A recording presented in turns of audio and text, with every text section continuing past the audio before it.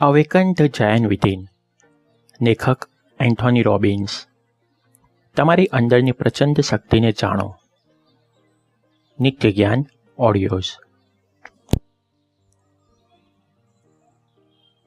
પ્રકરણ 9. સફળતાની ડિક્શનરીમાં કયા શબ્દો મહત્વના છે? યોગ્ય શબ્દ એક બહુ સારો એજન્ટ કહી શકાય. જ્યારે આપણે યોગ્ય સ્થાને જરૂરિયાત મુજબનો યોગ્ય શબ્દ વાપરીએ ત્યારે તેની અસર જબરદસ્ત હોય છે. આ શબ્દ માત્ર દિમાગને જ નહીં, દિલને પણ સ્પર્શી જાય છે અને વીજળી વેગે અસર કરે છે. માર્ક ટ્વેઇન. નિત્ય જ્ઞાન ઓડિયોઝ. જીભ માટે કહેવાય છે કે તે ધારે તો મીઠી રહીને તમને રાજ સિંહાસન સુધી પહોંચાડી શકે અને ધારે તો કડવી બનીને તમને ધૂળ ચાટતા કરી શકે. જીભની આ તાકાત એ ખરેખર તો શબ્દોની તાકાત છે. તમારા શબ્દો જ તમારી તલવાર છે અને શબ્દો જ તમારી ધાન છે. ઇતિહાસ ફંફોશીએ તો ખ્યાલ આવશે કે ઇતિહાસે જ્યારે પડખું ફેરવ્યું ત્યારે તેની પાછળ કોઈક સમર્થ નેતાના શક્તિશાળી શબ્દો કામ કરી ગયા હતા. આવા શક્તિશાળી શબ્દો માત્ર વાણી વિનાશ બનીને અટકી જતા નથી, તેના પગને પગને ક્રાંતિ ચાલી આવે છે. અમેરિકાના પેટ્રિક હેનરીએ સ્વતંત્રતા માટેની પોતાની લાગણી વ્યક્ત કરતા કહ્યું હતું, બીજા લોકો શું કરશે તેની મને ખબર નથી, પણ મારે માટે હું એટલું જાણું છું કે મને સ્વતંત્રતાથી ઓછું કંઈક ન ખપે. કાં તો મને આઝાદ કરો અથવા મને મોત આપો. આ તીવ્ર ઝંખનાના પરિણામે જ્યારે અમેરિકા આઝાદ થયું અને એક નવી અને પ્રગતિશીલ દુનિયા બનાવવાની જીદ પર આગળ વધ્યું, તે સમયે અમેરિકાના પાયાના સિદ્ધાંતોને જે શબ્દોમાં રજૂ કરવામાં આવ્યા હતા તે કેટલા અસરકારક અને સાર્થક હતા તે હવે જુઓ. માનવજાતિના વિકાસની ઘટમાળામાં ક્યારેક એ જરૂરી બની જાય છે કે આપણે સૌ ભલે અલગ અલગ જૂથમાં હોઈએ છતાં એક તબક્કે કોઈક મુદ્દે બધા જ રાજકીય ભેદભાવોને ભૂલીને એક બનીએ. અમેરિકાની આઝાદીની ઘોષણા કરવામાં આવી ત્યારે ઉપરોક્ત શબ્દોમાં માનવીય એકતા પર ખાસ ભાર મૂકવામાં આવ્યો હતો. આઝાદીના ઘરવૈયા એવા મહાત્મા ગાંધીએ 1930માં સવિનય કાનૂન ભંગના આંદોલન સમયે કયા શબ્દોથી અંગ્રેજોને હદ બનાવી દીધા હતા તે અહીં સાંભળી લો. કાગડા કૂતરાના મોટે મરીશ, પણ સ્વરાજ લીધા વિના આ આશ્રમમાં પાછો નહીં ફરું. હવે અમેરિકા અને ભારત બંનેની વાત એક સાથે કરીએ. 1897માં અમેરિકામાં યોજાયેલી વિશ્વ ધર્મ પરિષદમાં એક ભારતીય યુવાન હિન્દુ ધર્મ વિશે બોલવા ઊભો થયો. હજુ તો તેને હિન્દુ ધર્મની ખૂબીઓ વિશે એક પણ શબ્દો કહ્યા ન હતા. હજુ તો તેને માત્ર ઉપસ્થિત લોકોને સંબોધ્યા જ હતા, sisters and brothers of America. ત્યાં તો તાળીઓના એવા ગડગડાટ શરૂ થયો કે સતત 3 મિનિટ સુધી લોકો તાળીઓ જ પાડતા રહ્યા. શું કામ? કારણ કે લોકોને તેના આ હૃદયસ્પર્શી શબ્દોને તાળીઓથી વધાવવા માંગતા હતા. સ્વામી વિવેકાનંદ માત્ર સંબોધનના શબ્દોથી એટલી જબરદસ્ત અસર પેદા કરી શક્યા હતા જેના માટે આજે આટલા વર્ષો બાદ પણ ભારતીયો ગૌરવ લે છે. વાત ભલે નાની અમસ્તી હોય, પણ તે કહેવા માટે આપણે અસરકારક હોય એવા કયા શબ્દનો ઉપયોગ કરીએ તે અહીં બહુ મહત્ત્વનું બની જાય છે. સામાન્ય રીતે આપણે આ શક્તિને નજરઅંદાજ કરી દઈએ છીએ. તેથી આપણી વાત રજૂ કરતી વખતે માત્ર વાતનો સાર રજૂ થઈ જાય તેવી રીતે શબ્દો વાપરીએ છીએ અને દરેક શબ્દની યોગ્ય પસંદગી પર ખાસ ધ્યાન આપવાનું ચૂકી જઈએ છીએ. તેના બદલે જો એકવાર શબ્દની શક્તિ ઓળખી લઈએ તો આપણે દરેક શબ્દ પસંદ કરતી વખતે સજાગ રહીને યોગ્ય શબ્દ જ વાપરીએ. આમ જોવા જઈએ તો આ શબ્દો એ અક્ષરોનો સમૂહ છે અને અક્ષરો અમુક ચોક્કસ વળાંક સાથેની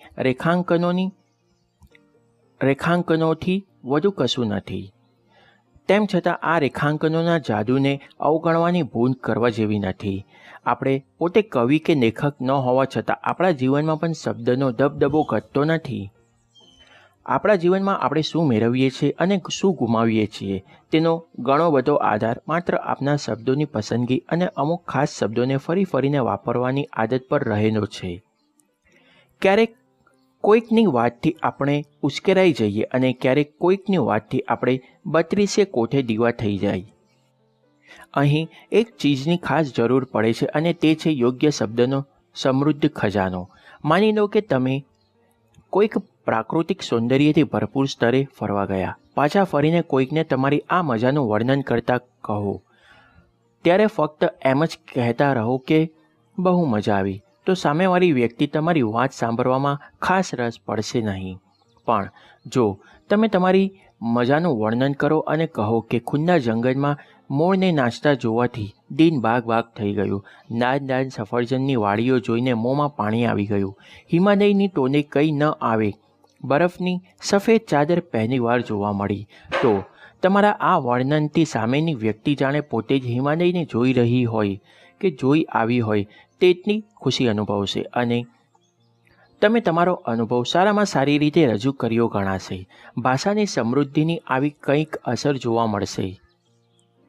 જેમની પાસે સુંદર અને વિવિધતાપૂર્વક શબ્દોનો આ ખજાનો હશે તેઓ તેમના જીવનમાં જુદા જુદા ભાવો અનુભવી શકશે અને તેને રજૂ કરવામાં પણ પારંગત હશે. તેમની માનસિક અવસ્થા વધુ સારી રહેશે અને આ બધાનો ફાયદો માત્ર અન્યને જ નહીં તમને પોતાને પણ થતો રહેશે. આ સાથે ક્યારેય એવું પણ જોવા મળે કે વ્યક્તિ પાસે શબ્દોનો તો ખજાનો હોય પણ એક આદત મુજબ તે અમુક શબ્દોની જ પસંદગી કરતો હોય. ક્યારેક તો આ પસંદગી તેને સભાનતાપૂર્વક કરી પણ ન હોય. આગળ જતાં આ શબ્દોની પસંદગી તેના ચરિત્ર અને વ્યક્તિને ઘડવામાં મહત્ત્વનો ભાગ ભજવે છે. માની લો કે કોઈકને વાતમાં કશો વાંધો નહીં, ચાલ્યા કરે એમ કહીએ રાખવાની આદત હોય તો તેનો આ તકિયા કલામ આવતીકાલે તે વ્યક્તિને નહેરીની અને બેદરકાર વ્યક્તિ બનાવી દેશે. બીજી તરફ કોઈ વ્યક્તિ વાતમાં કહેતી હોય કે આપણને જેવું તેવું ન ફાવે, તો તમે તરત સમજી શકશો કે આ વ્યક્તિ તેના કામમાં બહુ ચોક્કસ હશે. હવે આ જ ખરી બાબત સમજવાની છે. આપણે આપણી વાતચીતમાં સુંદર શબ્દો વાપરીશું તો આપણું વ્યક્તિત્વ પર થરેલું અને દાપણભર્યું કેળવાશે. જો આપણી ભાષા આક્રમક અને અવિવેકી હશે તો જતા દિવસે આપણે પણ તેવા જ બની જઈશું. તમે બચપનમાં સમાનાર્થી શબ્દો વિશે ભણ્યા હશો. તમારે ત્યારે કદાચ એવો પણ વિચાર આવ્યો હશે કે એક શબ્દથી કામ ચાલતું હોય તો તે જ અર્થના બીજા શબ્દો બનાવવાની શું જરૂર પડી હશે. પરંતુ હકીકત તો એ છે કે સારા સરખા અર્થ હોવા છતાં દરેક શબ્દનો પોતાનો આગવો અર્થ હોય છે.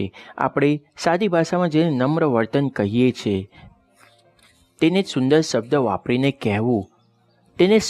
વાપરીને કહેવું હોય તો શાલીન વર્તણૂક કહી શકાય. આ શાલીન શબ્દમાં નમ્રતા તો આવી જ ગઈ. તેની સાથે યોગ્ય શિષ્ટાચાર અને ખાનદાની પણ સમાઈ ગયા હોય તેમ લાગશે. સમાનાર્થી શબ્દ આપણને એ બાબત શીખવે છે કે દરેક અર્થ પાછળ અલગ અલગ ચોક્કસ ભાવ છુપાયેલા હોય છે. આ દરેક ભાવ માટે એક ચોક્કસ શબ્દ જરૂરી છે અને તેની અવેજીમાં બીજો કોઈ શબ્દ ન ચાલે. હવે જ્યારે એક શબ્દના 7 સમાનાર્થી શબ્દ હોય ત્યારે તેની સાથે એકબીજાથી સહેજ અલગ હોય તેવા 7 ભાવો પણ હશે.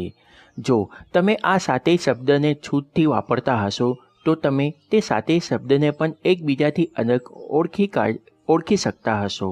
તેનો અર્થ એ થયો કે એ શબ્દોની આ સમૃદ્ધિ તમારા મનને પણ અલગ અલગ લાગણીઓથી સમૃદ્ધ બનાવશે.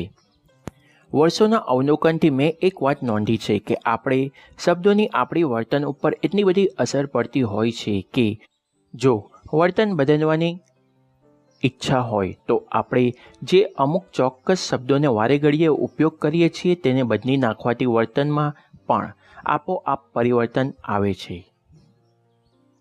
બોલતી વખતે જો ધ્યાનપૂર્વક શબ્દોની પસંદગી કરવામાં આવે તો આપણી લાગણીઓ અને ભાવો પર આપણો કાબૂ વધે છે.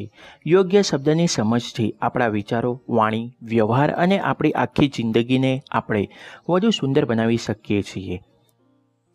વ્યક્તિઓની લાગણીઓને શબ્દોની પસંદગી સાથે શું સંબંધ છે તેના એક બહુ મજાનો પ્રસંગ મારા જીવનમાં બન્યો હતો. એક બિઝનેસ મિટિંગમાં હું, મારો એક મિત્ર અને મારી એક કંપનીના CEO બેઠા હતા. તે દરમિયાન અમને મેસેજ મળ્યો કે અમે જેની સાથે બિઝનેસ કરી રહ્યા હતા તે વ્યક્તિએ અમારી સાથે છેતરપિંડી કરી હતી. તેને ખોટી રીતે અમારો ફાયદો ઉઠાવવાની કોશિશ કરી હતી અને તેની આવી બેઈમાનીથી અમને ત્રણેયને સારું એવું આર્થિક નુકસાન થયું હતું. કમનસીબી એ હતી કે અત્યારે તેનું પન્નું ભારે જ, તેથી તાત્કાલિક ધોરણે અમે કંઈ કરી શકીએ તેમ ન હતા. આમાંય ત્રણેય માટે આ સમાચાર ભારે આઘાતજનક હતા. મને પણ આ સમાચારથી તે વ્યક્તિ પર ગુસ્સો આવ્યો, પરંતુ અમે ત્રણેયને આ નુકસાન થયું હોવાથી મેં ધીરજ રાખીને મારા બીજા 2 સાથીઓની પ્રતિક્રિયા શું છે તે જોવાનું નક્કી કર્યું. મેં મારા સીઈઓ સામે જોયું તો તેમનો ચહેરો ગુસ્સાથી નાનચોર થઈ ગયો હતો. જે રીતે દાંત પીસીને તેઓ બોલતા હતા તે જોઈને મને પણ થોડી નવાઈ લાગી. છેતરપિંડીની વાતથી ગુસ્સો આવે તે સમજી શકાય, પરંતુ આમનો ઉશ્કેરાટ તો કંઈક વધુ પડતો હતો. મને પહેલે તો ખ્યાલ જ ન આવ્યો કે તેમને ગુસ્સો આવે છે, માટે તે આટલો ગુસ્સો રજૂ કરે છે કે આજની આક્રમક રજૂઆતના કારણે તેમના ગુસ્સામાં વધારો થઈ રહ્યો છે. તેઓ ફરીને કહેવા લાગ્યા કે પોતે કેવા ધૂંધવાટ અને ઉશ્કેરાટ અનુભવતા હતા. મેં જોયું કે તેમની સાથેની વાતચીતમાં પણ અતિશય ગુસ્સા અને તિરસ્કારવાળા શબ્દો આવતા હતા. હું જોઈ શક્યો કે આટલો બધો ગુસ્સો કરવા પાછળનું કારણ એ હતું કે તેમ કરવાથી તેમની છેતરાયાની પીડા સહેજ ઓછી થતી હતી. મેં તેમને સીધું જ પૂછી લીધું કે આટલો બધો ગુસ્સો કરવાથી શું ફાયદો. મારા આશ્ચર્ય વચ્ચે તેમણે તેનું કારણ પણ સમજાવ્યું. તેઓ એવું માનતા હતા કે જાહેરમાં આટલો ઉશ્કેરાટ વ્યક્ત કરી દેવાથી આપણું જોશ વધે છે અને તેથી પરિસ્થિતિ પર ફરી કાબૂ મેળવવામાં સરળતા રહે છે. આવો આકરો ક્રોધ બતાવવાથી આપણી શક્તિ વધે છે અને તે ક્રોધ વડે આપણે પરિસ્થિતિને ફરી આપણી તરફેણમાં ફેરવી શકીએ છીએ. મને તેમની આ વાત સાંભળવાની બહુ નવાઈ લાગી. મેં બીજી તરફ જોયું તો મારો બીજો મિત્ર જાણે કંઈ બન્યું જ ન હોય તેમ શાંતિથી બેઠો હતો. હવે મારાથી રહેવાયું નહીં. મેં તેને પૂછી જોયું કે આટલું બધું થઈ ગયું છતાં તને કેમ ગુસ્સો આવતો નથી. બાજુમાં બેઠેલા સીઈઓ પણ તેમને પૂછવા લાગ્યા કે અરે, તમને આ વાત રાતાપીળા થવા જેવી નથી લાગતી શું? મારા મિત્રે તદ્દન તાડકથી જવાબ આપ્યો કે મને આમાં અકળાવા જેવું કંઈ ખાસ લાગતું નથી. મને યાદ આવ્યું કે મારા આ મિત્ર ભાગ્યે જ અકળાઈ ઉઠ્યો હતો. મેં તેના આટલા શાંત સ્વભાવ પાછળનું કારણ પૂછ્યું. તેનો જવાબ સાંભળવા જેવો હતો. તેની માન્યતા હતી કે જો આપણે અણગમતી પરિસ્થિતિમાં પિત્તો ગુમાવીએ તો તેનાથી પરિસ્થિતિ પરનો રહ્યો સહ્યો કાબુ પણ ગુમાવી બેસીએ છીએ. એ તો હાથે કરીને પોતાની જાતને જ ટાસ્કમાં મૂકીને સામેવાળાને ધરી દેવા જેવું ગણાય. એક સાથે બેઠેલા મારા 2 મિત્રોના આટલા અલગ વિચારો જાણીને મને લાગ્યું કે હવે મારા વિચારો પર ધ્યાન આપવું જોઈએ. ખરું પૂછો તો છેતરાયાની વાત જાણીને મને પણ ગુસ્સો આવ્યો હતો, પણ હું મારા સીઈઓની જેમ કાળઝાળ ગરમ નહોતો થઈ ગયો. મને લાગતું હતું કે પરિસ્થિતિ પર અંકુશ મેળવવા માટે મારે જાતે કરીને ગુસ્સો થવાની જરૂર નથી. સામાન્ય સંજોગોમાં હું ખુશખુશાલ રહીને પણ પરિસ્થિતિ પર નિયંત્રણ મેળવી શકું છું. હા, આજની આ સ્થિતિમાં મને ગુસ્સો આવ્યો હતો તે હકીકત હતી. અચાનક મને ખ્યાલ આવ્યો કે આ બધી વાતચીત વખતે મારા સીઈઓના શબ્દ એકદમ આક્રમક રહ્યા હતા. તેમનો આ અણગમો રજૂ કરતી વખતે તેમને કરેલી શબ્દોની પસંદગી પણ કંઈક એવી જ હતી: ઉશ્કેરાવું અને રાતાપીળા થવું. જ્યારે ઠંડા પિત્તાવાળા મારા મિત્ર તો આવા ગુસ્સા માટે સાવ હલકો ફૂંકો એવો અકળામણ શબ્દ વાપરીને અટકી ગયો હતો. આ બંનેની વચ્ચે એવો હું મારા અણગમાને બતાવવા માટે ગુસ્સો શબ્દ વાપરતો હતો. મને લાગ્યું કે મારા મિત્રો સાથે આ અંગે વાત કરવી પડશે. મેં તેને ફરી પૂછ્યું કે આટલું બધું થઈ ગયું છતાં તેને અકળાવવા જેવું કેમ નથી લાગતું? આવા સંજોગોમાં તેનો પ્રતિભાવ એટલો ઠંડો કેમ છે? તેને કેમ ક્યારેય ગુસ્સો આવતો નથી? મેં તેને તેના એક જૂના કિસ્સાની યાદ અપાવીને કહ્યું કે થોડા સમય પહેલાં IRSની ગફલતના લીધે તને $2.5 લાખ ખોટ સહન કરવી પડી હતી. ત્યારે પણ તે આટલો જ શાંત રહ્યો હતો કે શું? આટલું પૂછ્યા બાદ મેં સભાનપણે તેના શબ્દ પર ધ્યાન કેન્દ્રિત કર્યું. તેને જણાવ્યું કે થોડો અકળાયો હતો ખરો, પણ મગજ ગુમાવવા જેવું તો ત્યારે પણ કશું નહોતું લાગ્યું. મેં તરત એ વાતની નોંધ લીધી કે ગુસ્સાની વાત હોય તો તે અકળાવાથી આગળ વધીને બીજો કોઈ એવો શબ્દ વાપરતો જ ન હતો. જે આક્રમણ કરતાં વધુ તીવ્રતાથી તેની લાગણી રજૂ કરતો હોય, તો શું તેના આ શાંત સ્વભાવ પાછળ તેની આ શબ્દ પસંદગી કામ કરી રહી હતી? આ વાત હું નજર સામે જોઈ રહ્યો હતો અને મારા ઘરે ઉતરતી નહોતી. મેં નક્કી કર્યું કે હવે થોડા દિવસ સુધી મારા આ મિત્રની જેમ હું પણ હલકા ફૂંકા અને સૌમ્ય શબ્દ જ વાપરીશ, અને પછી તેનાથી ખરેખર મારા સ્વભાવ શાંત થઈ જાય છે કે નહીં તે જોઈશ. ભલે મેં આ અજમાઈશ કરવાનું નક્કી કર્યું, પણ મને આ સ્ટ્રેટેજી જરા વિચિત્ર લાગતી હતી. આપણે જે લાગણીઓ અનુભવીએ તેની પર શબ્દોની આટલી ચમત્કારિક અસર હોઈ શકે તે માનવું જરાક વધારે પડતું હતું. મને થોડા જ દિવસમાં એવો મોકો મળી ગયો કે હું મારા મિત્રની સ્ટ્રેટેજીને અજમાવીને તેની ખરાઈ ચકાસું. બન્યું એવું કે મારે કોઈક અગત્યના કામ અંગે આખી રાતની મુસાફરી કરીને કશેક જવાનું થયું. ફ્લાઇટમાંથી ઉતરીને હોટલ પર પહોંચ્યો ત્યારે ત્યાં ખબર પડી કે મારા સ્ટાફની શરત ચૂકથી મારું બુકિંગ થયું ન હતું. તેથી તેની ફોર્માલિટી કરવા માટે મારે રિસેપ્શન કાઉન્ટર પર ઊભા રહેવું પડે તેમ હતું. આખી રાતનો થાક અને કોઈકની બેદરકારીના કારણે મારે ભાગે આવેલી પરેશાનીથી હું મારું મગજ ગુમાવવાની તૈયારીમાં જ હતો. અધૂરામાં પૂરું. રિસેપ્શન કાઉન્ટર પરનો ક્લાર્ક એટલું ધીમું કામ કરતો હતો કે હું ખરેખર ધૂંધવાઈ ઉઠ્યો હતો. આજે મારે પેલી અજમાઈશ કરવાની હતી, તેથી મેં મારા માથા પર બરફ મૂકીને ક્લાર્ક સાથે વાતચીત શરૂ કરી. મેં તેને બહુ જ વિનયપૂર્વક કહ્યું કે હું ખૂબ થાકેલો છું અને કોઈકની ભૂલના લીધે અહીં લાઇનમાં ઊભા રહેવાનો વાળો આવ્યો છે. તેથી બની શકે તો તે જલ્દી રૂમ આપી દે, કારણ કે હું અહીં વધુ સમય ઊભો રહીશ તો કદાચ અકળાઈ જઈશ. ક્લાર્ક પહેલાં તો મારી સામે જોઈ રહ્યો અને પછી સહાનુભૂતિભર્યું હસ્યો. હું પણ તેની સામે સહેજ હસ્યો. આ જરાક અમસ્તા સ્માઇલના કારણે મારી અંદર ગુસ્સાનું જે બોઇલર ઉકળતું હતું તે અચાનક ઠંડુ પડી ગયું. વધુ વાર લાગે તો વધુ ગુસ્સો આવે. તે સામાન્ય પેટર્ન તૂટી ગઈ અને હું એકદમ હળવો ફૂલ બની ગયો. મારી એકદમ સ્વસ્થ વાતચીતની ક્લર્ક પર અસર થઈ અને તેને ફોર્માલિટી આટોપવામાં ઝડપ કરી. આ તો ખરેખર ચમત્કાર હતો. આ આક્રમણ જેવા ઠંડા શબ્દે તો મારામાં ગુસ્સાની લાગણી પર અંકુશ લાવવામાં ભારે મદદ કરી બતાવી. એકવાર આ પ્રયોગ સફળ થયો પછી તો હું નાગનગાટ 2 અઠવાડિયા સુધી આ જ રીતે આ શબ્દ વારંવાર વાપરતો રહ્યો. દર વખતે મને આશ્ચર્ય થતું કે ગુસ્સો આવે છે, પણ ઠંડા શબ્દથી તે અંદરનો ગુસ્સો તરત ઠંડો પડી જાય છે. આ 15 દિવસમાં ઘણીવાર એવું બન્યું હશે કે હું પિત્તો ગુમાવવાની અણી પર હોઉં અને ત્યારે અચાનક આ શબ્દનો ઉપયોગથી મારો ગુસ્સો શાંત થઈ જાય. કેટલીક વાર તો એવું પણ બન્યું કે ગુસ્સાની જગ્યાએ આક્રમણ શબ્દ વાપરવાની મારી આ નવી આદત પણ મને હસવું આવી ગયું હોય. તેવા સમયે આ રીતે હસવાના લીધે મારી પેટર્ન તૂટી જતી અને ગુસ્સો ચાલ્યો જતો. ગમે તે હોય, પણ આ એક શબ્દનો જાદુ મારા પર એવો છવાયો કે 15 દિવસના અંતે મને પોતાને નવાઈ લાગી કે હું આજના દિવસમાં એકેય વાર ખીજાયો નથી. શબ્દના ઉપયોગની આપણા અનુભવો પર આટલી ઘેરી અસર પડી શકે તે મને સારી રીતે સમજાઈ ગયું.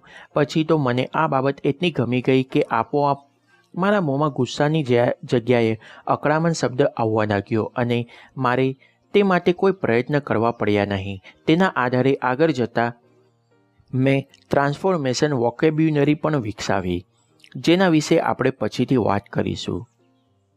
તે મિત્ર સાથેની તે દિવસની વાતચીતથી મને અનાયાસે એક ભારી ચમત્કારિક જડીબુટ્ટી ચડી ગઈ, જેના આધારે હું માત્ર ગુસ્સા પર જ નહીં પણ દરેક નકારાત્મક લાગણી પર કાબૂ મેળવવા લાગ્યો. પછી તો આ રીતે જુદા જુદા શબ્દ શોધવા એ મારું મનગમતું કામ બની ગયું. આ ચમત્કાર નજરે જોયા બાદ મને સમજાયું ન હતું કે આવું કેમ બનતું હશે. ઘણું વિચાર્યા બાદ આ આખો ચમત્કાર કેવી રીતે થયો હશે તેનો ધીરે ધીરે ખ્યાલ આવ્યો. જીવન આપણને જે કંઈ પણ અનુભવ કરાવે તે બધા જ અનુભવો આપણે આપણી ઇન્દ્રિયો દ્વારા અનુભવીએ છીએ. સુગંધ ઓળખવા માટે નાક, સ્વાદ ઓળખવા માટે જીભ, જોવા માટે આંખ, સાંભળવા માટે કાન અને સ્પર્શના અનુભવ માટે આપણી પાસે ચામડી છે. આ 5 ઇન્દ્રિયો આપણી આસપાસ થતા બધા જ ફેરફારો કે ગતિવિધિઓને માહિતીને આપણા મગજ સુધી પહોંચાડવાનું કામ કરે છે. જે રીતે અલગ અલગ પાઇપો દ્વારા એક મોટી ટાંકીમાં પાણી ભેગું થાય તેવી જ રીતે આ ઘટના કરી શકાય. મગજ તેને મળેલી આ બધી જ માહિતીઓનું અર્થઘટન કરે. આ સુગંધ સારી, આ સ્વાદ સારો, આ ચિત્ર ગંદુ, આ અવાજ કર્કશ, આ દૂધ ગરમ. આ રીતે દરેક માહિતીને ઓળખશે અને પછી રજૂ કરશે. આ રજૂઆત માટે તેને શબ્દોની જરૂર પડશે. શબ્દોની વિવિધતા જેટલી વધારે હશે, માહિતીની રજૂઆત તેટલી જ વધુ ચોક્કસ હશે. આપણે પાઇપ અને ટાંકીના શબ્દમાં જ આ વાત સમજાવીએ તો કહી શકાય કે શબ્દ એ અલગ અલગ બીબા છે. ટાંકીનું પાણી આ બીબામાં ઠનવાઈને અલગ આકાર અને ઓળખ પામે છે. અહીં સુધીની વાત તો સમજવામાં સરળ છે. હવે એ જોઈએ કે આપણે એવી કઈ ભૂલ કરી બેસીએ છીએ જેથી આપણે આપણી લાગણીઓને સમજવામાં ગોથું ખાઈ જઈએ છીએ. શા માટે થોડાક અણગમાને ભયાનક ગુસ્સો ગણી લઈએ છીએ? શા માટે થોડીક હેરાનગતિને બહુ મોટું દુઃખ કહેવા લાગીએ છીએ? એકવાર આપણા મગજની ટાંકીમાં એકઠું થયેલું માહિતીનું પાણી અલગ અલગ શબ્દના બીબાનો આકાર લઈને પછી આપણી રજૂઆત પૂરેપૂરી ચોક્કસ બની શકે. આપણે પાણી નાખવા માટે કયું બીબું પસંદ કરવું તેનું ધ્યાન રાખવાનું ચૂકી જઈએ છીએ. ક્યારેક ઉતાવળમાં તો ક્યારેક બેદરકારીમાં એકના બદલે તેના જેવું દેખાતું બીજું બીબું ઉપાડી લઈએ છીએ. રેલવે સ્ટેશન પર વેચાતી ચા ઠંડી પડી ગઈ હોય તો પણ ચાવાળો ગરમા ગરમ ચાની બૂમો પાડે છે. તેવી જ આ ઘટના છે. તેવી જ આ વાત છે. ચાવાળો માને છે કે તે આ બૂમો પાડશે તો તેની ચા જટ વેચાશે. આ જ રીતે મારા સીઈઓને ગુસ્સો વ્યક્ત કરવા માટે ગુસ્સા માટેના ભારેમાં ભારે શબ્દ વાપરવામાં મજા આવતી હતી. આપણે આ વાતની સારી રીતે સમજવાની જરૂર છે.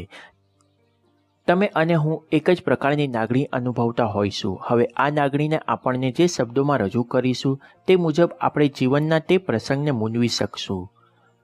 નકારાત્મક લાગણીને બહુ ભારે શબ્દમાં વર્ણવીશું તો તે પ્રસંગ વધુ પીડાદાયક બની જશે. મેં જે ટ્રાન્સફોર્મેશન વોકેબ્યુલરી વિકસાવી છે તે એવા શબ્દ છે કે જિંદગીના નકારાત્મક અનુભવની અસરને તે હળવા બનાવી દે છે. આ વાત સમજી લીધા બાદ થોડા સમય સુધી આપણે આપણા વિચારોને રજૂ કરવા માટે સજાગપણે યોગ્ય શબ્દ શોધવાનો પ્રયત્ન કરવાનો છે. એકવાર આ આદત પડી જશે પછી તકલીફ નહીં પડે. એટલું જ નહીં, આપણે કારણ વગરની માનસિક તાણમાંથી પણ બચી જઈશું. શબ્દ તો માત્ર આપણા અનુભવની રજૂઆત કરવાનું કામ કરે છે. તમે જોયું કે મારા સીઈઓનો અને મારા મિત્રનો અનુભવ તો એક સરખો જ હતો, છતાં અમે ત્રણેયે તેનો પ્રતિભાવ અલગ અલગ આપ્યો. જો શબ્દ આપણા વર્તનને ઘડવાનું આટલું મહત્ત્વનું કામ કરતા હોય તો વર્તનમાં ફેરફાર કરવા માટે શબ્દમાં ફેરફાર કરવા એ બહુ સહેલો રસ્તો છે.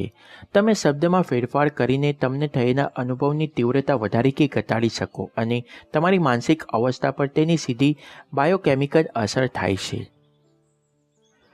તમે મારી આ વાત પર બિલકુલ શંકા લાવતા નહીં, કારણ કે તેની સાબિતી માટે મારી પાસે બહુ વ્યવહારુ ઉદાહરણ છે.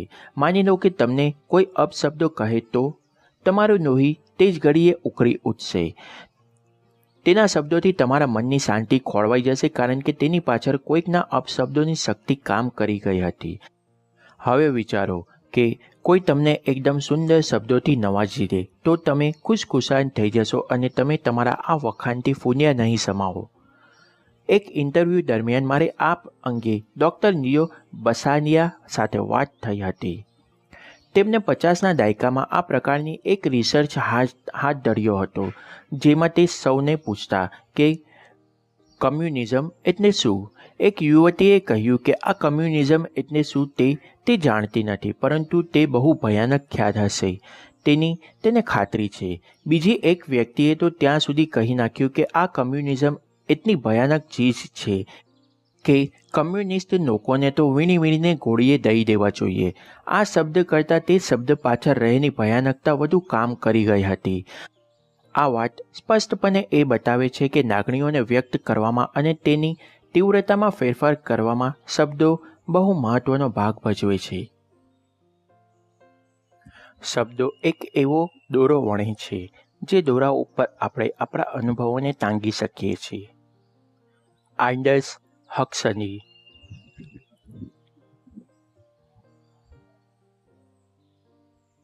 મને શબ્દોની શક્તિનો અંદાજ તો આવ્યો, પરંતુ ત્યારે હજી હું અવધળમાં હતો કે આ રીતે માત્ર થોડા શબ્દોના ફેરફારથી જીવન પ્રત્યેનો દ્રષ્ટિકોણ સમગ્ર બદલાઈ જાય એ કંઈ ખરેખર શક્ય છે ખરું? આ અંગે વધુ જાણકારી મેળવવા માટે મેં ઇંગ્લિશ ભાષાનો ઊંડાણપૂર્વક અભ્યાસ શરૂ કર્યો. આ અભ્યાસ દરમિયાન મને જણાયું કે ભાષાની શક્તિ તો આપણે અંદાજ લગાવી શકીએ તેના કરતાંય ક્યાંય વધુ છે. આપણને તો માત્ર હિમશિલાની ટોચ જ દેખાય છે, પણ ખરેખર તેની ઊંડાઈ માપીએ ત્યારે જ ખબર પડે. તમને તેનો એક દાખલો આપું. ઇંગ્લિશ ભાષામાં આશરે 7.5 લાખ જેટલા શબ્દ છે. જો આ અતિશયોક્તિ લાગે તો પણ એટલું નિશ્ચિત જણાજો કે તેમાં ઓછામાં ઓછા 5 લાખ શબ્દો તો છે જ. આ કારણે જ તેને વિશ્વની સૌથી મોટી ભાષા ગણવામાં આવે છે. બીજા નંબરે જર્મન ભાષા આવશે અને તેનું શબ્દ ભંડોળ ઇંગ્લિશ કરતાં ઘણું ઓછું છે. ઇંગ્લિશ આટલી મોટી ભાષા હોવા છતાં કમનસીબે આપણે આપણા રોજબરોજના વપરાશમાં તો માત્ર 2000 શબ્દોથી જ કામ ચલાવી લઈએ છીએ. કદાચ આ આંકડો વધીને 10,000 સુધી પહોંચે. હવે આ આંકડા સાથે ઇંગ્લિશના કુલ 5 લાખ શબ્દનો આંકડો સરખાવી જુઓ. તમને જાણીને નવાઈ લાગશે કે આપણે સામાન્ય વપરાશમાં ઇંગ્લિશ ભાષાના કુલ શબ્દોમાંથી માત્ર 0.5% લઈને 2% જેટલા જ શબ્દો વાપરીએ છીએ. મને જ્યારે ઇંગ્લિશના ભાષાવિદો પાસેથી આ વાતની જાણ મળી ત્યારે ખરેખર આઘાત લાગ્યો હતો. આપણી ભાષા કેટલી સમૃદ્ધ અને તેનો ઉપયોગ કરવા આપણે આપણા પક્ષે કેટલી બધી કચાશ. મને એ પણ જાણવા મળ્યું કે આ 5 લાખ શબ્દમાંથી 3,000 શબ્દ એવા છે જે આપણી સંવેદનાઓ અને લાગણીઓને દર્શાવે છે. તેમાંથી 1,051 શબ્દ આપણી પોઝિટિવ ઇમોશન બતાવે છે અને બાકીના 2,086 શબ્દ નેગેટિવ ઇમોશન બતાવે છે.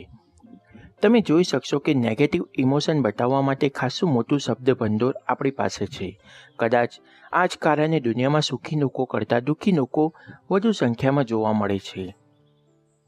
આપણે પ્રકરણ 7માં જ્યારે મારા ડેથ વિથ ડેસ્ટિની સેમિનારની વાત કરી હતી ત્યારે મેં તમને કહ્યું હતું કે અઠવાડિયામાં કેટલીક લાગણીઓ અનુભવો છો એમ પૂછવામાં આવે ત્યારે મોટાભાગના લોકોનો જવાબ માંડ 10-12 ભાવો સુધી પહોંચશે.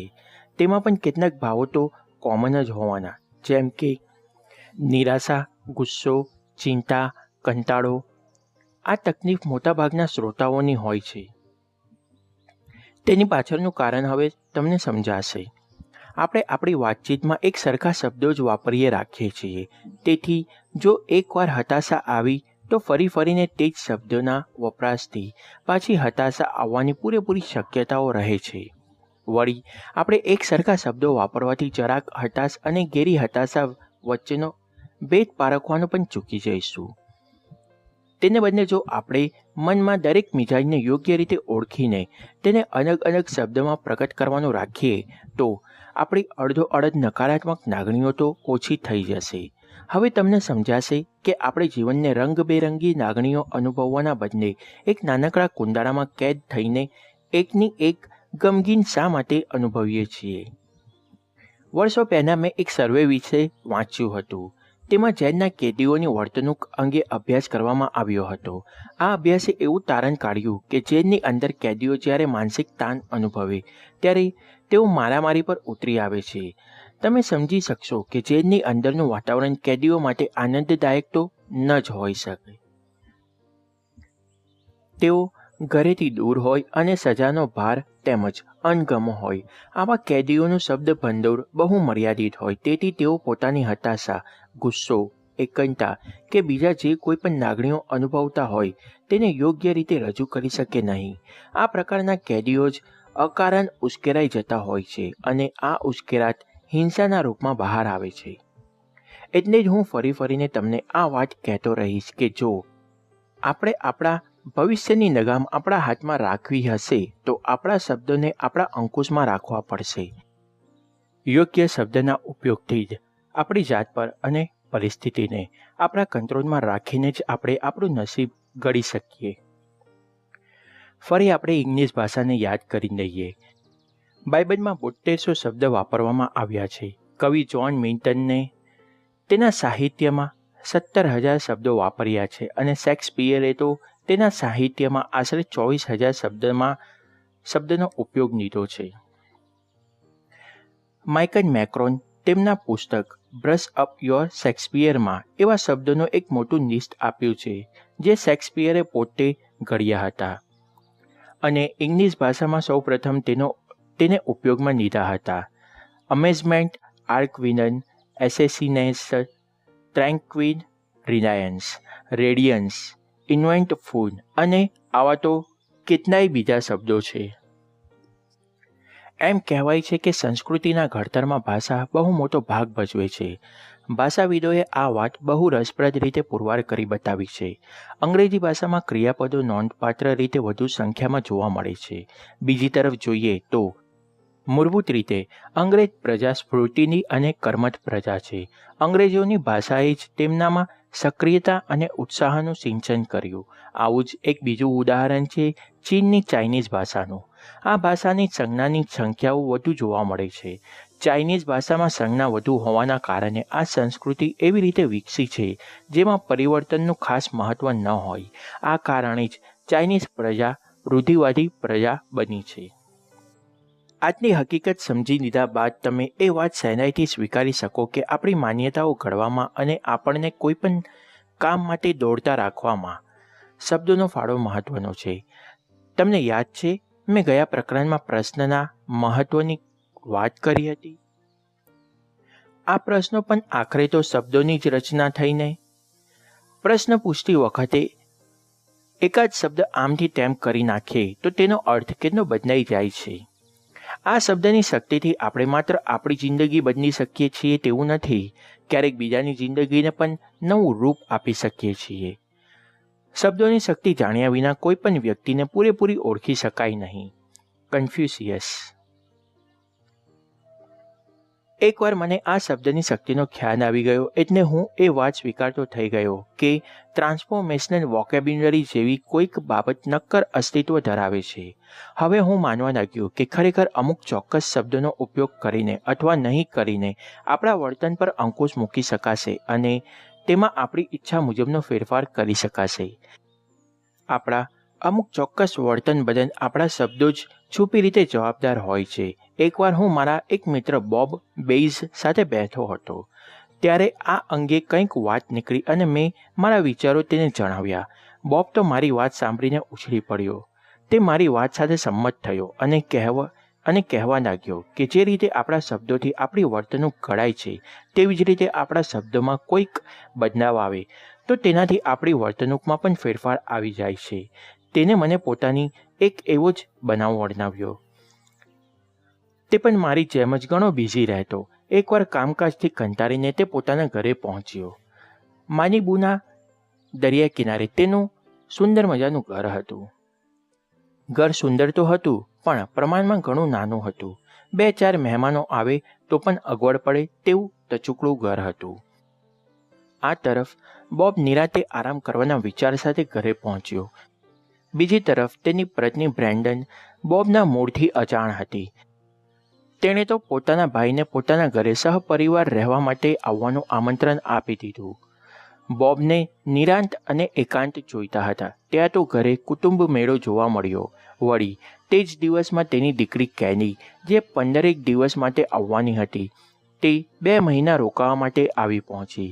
બોબ હજી સહેજ સ્વસ્થ થાય ત્યાં તેનું ધ્યાન ગયું કે ફૂટબોલની મેચનું રેકોર્ડિંગ કરવા માટે તેને ટાઈમર મૂકીને VCR સેટ કર્યું હતું. તે સ્વિચ કોઈકે ભૂલથી બંધ કરી દીધી હતી. તેથી તે આખી મેચનું રેકોર્ડિંગ ચૂકી ગયો. એક પછી એક આવા અણધાર્યા બનાવથી બોબનો પારો છટક્યો. તે ગુસ્સામાં બળદ્યો કે આ સ્વિચ કોણે બંધ કરી. જો કે ભૂલથી તેની દીકરી કેનીએ જ સ્વિચ બંધ કરી હતી. મન ફાવે તેવા આકરા અને ખરાબ શબ્દમાં તેણે કેનીને ઝાટકી નાખી. કેનીએ તો પપ્પાનું આવું રૂપ ક્યારેય નહોતું જોયું એટલે એ તો દગાઈને રડવા લાગી. બરાબર એ જ સમયે ઘાંટા સાંભળીને બ્રેન્ડન ત્યાં આવી પહોંચી. તેને માટે પણ બોબનું આ રૂપ નવું હતું. પહેલે તો તેને આ નવું રૂપ જોઈને હસવું આવી ગયું પણ જ્યારે તેને જોયું કે બોબ ખરેખર ગુસ્સામાં હતો ત્યારે તેને લાગ્યું કે તેને બોબનો ગુસ્સો સહેજ ઠંડો થાય પછી તેની સાથે શાંતિથી વાત કરવી પડશે. તેને બોબની વાત ધ્યાનથી સાંભળી અને પછી પોતે જ જે જોયું હતું તે તેને જણાવ્યું. બ્રેન્ડનને કહ્યું કે બોબ જેટલો ગુસ્સે થયો તેટલો પહેલાં તો ક્યારેય નહોતો થયો. વળી ગુસ્સામાં બોબે જે શબ્દો વાપર્યા તે પણ પહેલાં ક્યારેય નહોતા વાપર્યા. પોતાના થાક અંગે વાત કરતી વખતે બોબ હંમેશા ઓવરનોડેડ શબ્દો વાપરતો.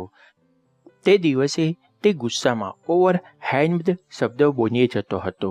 આ શબ્દ તો કેની વાપરતી. કેની ગુસ્સે થતી ત્યારે બોબ આજે જેમ ઘર માથે નીધું હતું તેમ જ ઘર ગજવતી. તો આજે શું થયું? બોબના હોઠે કેનીના શબ્દો ચડી ગયા. તેની સાથે તેનો મિજાજ પણ કેની જેવો જ ગરમ થઈ ગયો. હા, ખરેખર આમ જ બન્યું હતું. અમુક શબ્દોના બદલાવની સાથે વર્તનમાં પણ બદલાવ આવે તે આ બનાવે સાબિત કરી દીધું. બોબે આ આખી વાત મને કરી અને તેનું આ તારણ પણ મને જણાવ્યું. નો, બોબ તો મારી જ વાતના એક સ્ટેપ આગળ લઈ ગયો. બોબના માનવા મુજબ ઉધારના શબ્દ લેતી વખતે આપણને તેની સાથે જે તે વ્યક્તિના અવાજની પીચ, માત્રા અને ટોન પણ ઉધાર લઈએ છીએ. આ જ કારણ છે કે વાણીની અસર વર્તન પર પડે છે અને વાણીના ફેરફારની અસરથી વર્તનમાં પણ ફેરફાર આવી જાય છે. એક શબ્દથી જ સૃષ્ટિની શરૂઆત થઈ. જોન 1:1. ઘણીવાર જોવા મળે છે કે અમુક સમયના સંઘાત બાદ આપણો સ્વભાવ આપણા સાથીદાર જેવો જ થવા લાગે છે. તેનું કારણ પણ એ જ છે કે આપણી વાણી, વ્યવહાર અને વર્તનમાં તે સાથીના વાણી, વ્યવહાર અને વર્તનની છાંટ જોવા મળે છે. જો તમે મારી સાથે એકાદ અઠવાડિયું રહો તો તમે પણ મારા મનગમતા શબ્દો વાપરતા થઈ જશો. તમારા હોઠે પણ મારી જેમ જ વાતમાં આઉટરેજિયસ અને સ્પેક્ટેક્યુલર શબ્દો આવી જશે. તમે ક્યારેય આવા ઉત્સાહભર્યા શબ્દોની અસર અંગે વિચાર્યું છે? તમને કોઈક ઓળખતી વ્યક્તિ રસ્તામાં મળે અને તમે કેમ છો પૂછો ત્યારે તમને કેવો જવાબ મળે? 100માંથી 90 વ્યક્તિ કહેશે કે મજામાં અથવા તો ઠીક છે, વહી રફતાર. આ શબ્દમાં તમને કંઈ ખાસ જુસ્સાભર્યું નહીં લાગે. માત્ર 10% વ્યક્તિ કહેશે કે જલસા પાણી હો અથવા તો એને નીના નહેર છે. તેમનો આ જવાબ સાંભળીને તમને પણ મજા પડી જશે. તમને આવા ઉત્સાહભર્યા 2-4 શબ્દથી તમને પણ એમ જ થશે કે સારું થયું આ વ્યક્તિ રસ્તામાં મળી તો તેની સાથે વાત કરવાથી તાજગી મળી ગઈ. તેથી જ તો હું ક્યારનાય કહેતો આવ્યો છું કે આપણી માનસિક અવસ્થા પર શબ્દો કમાલની અસર પેદા કરે છે. આ જ કારણે હું પણ મારી વાતચીતમાં મેં અગાઉ કહ્યું તેમ આઉટરેજિયસ અને પેશનેટ જેવા ચેતનવંતા શબ્દો વાપરવાનો આગ્રહ રાખું છું. આ બધા જ શબ્દો ટ્રાન્સફોર્મેશન વોકેબ્યુલરીના ચાવીના શબ્દ છે. જો તમારે ઢીલા પોચા વ્યક્તિત્વમાંથી બહાર આવી ઉત્સાહના ધોધ જેવા ચેતનવંતી પર્સનાલિટી બનાવવી હશે તો તમારે આ ટ્રાન્સફોર્મેશનલ વોકેબ્યુલરીના હાથ જાણવો પડશે.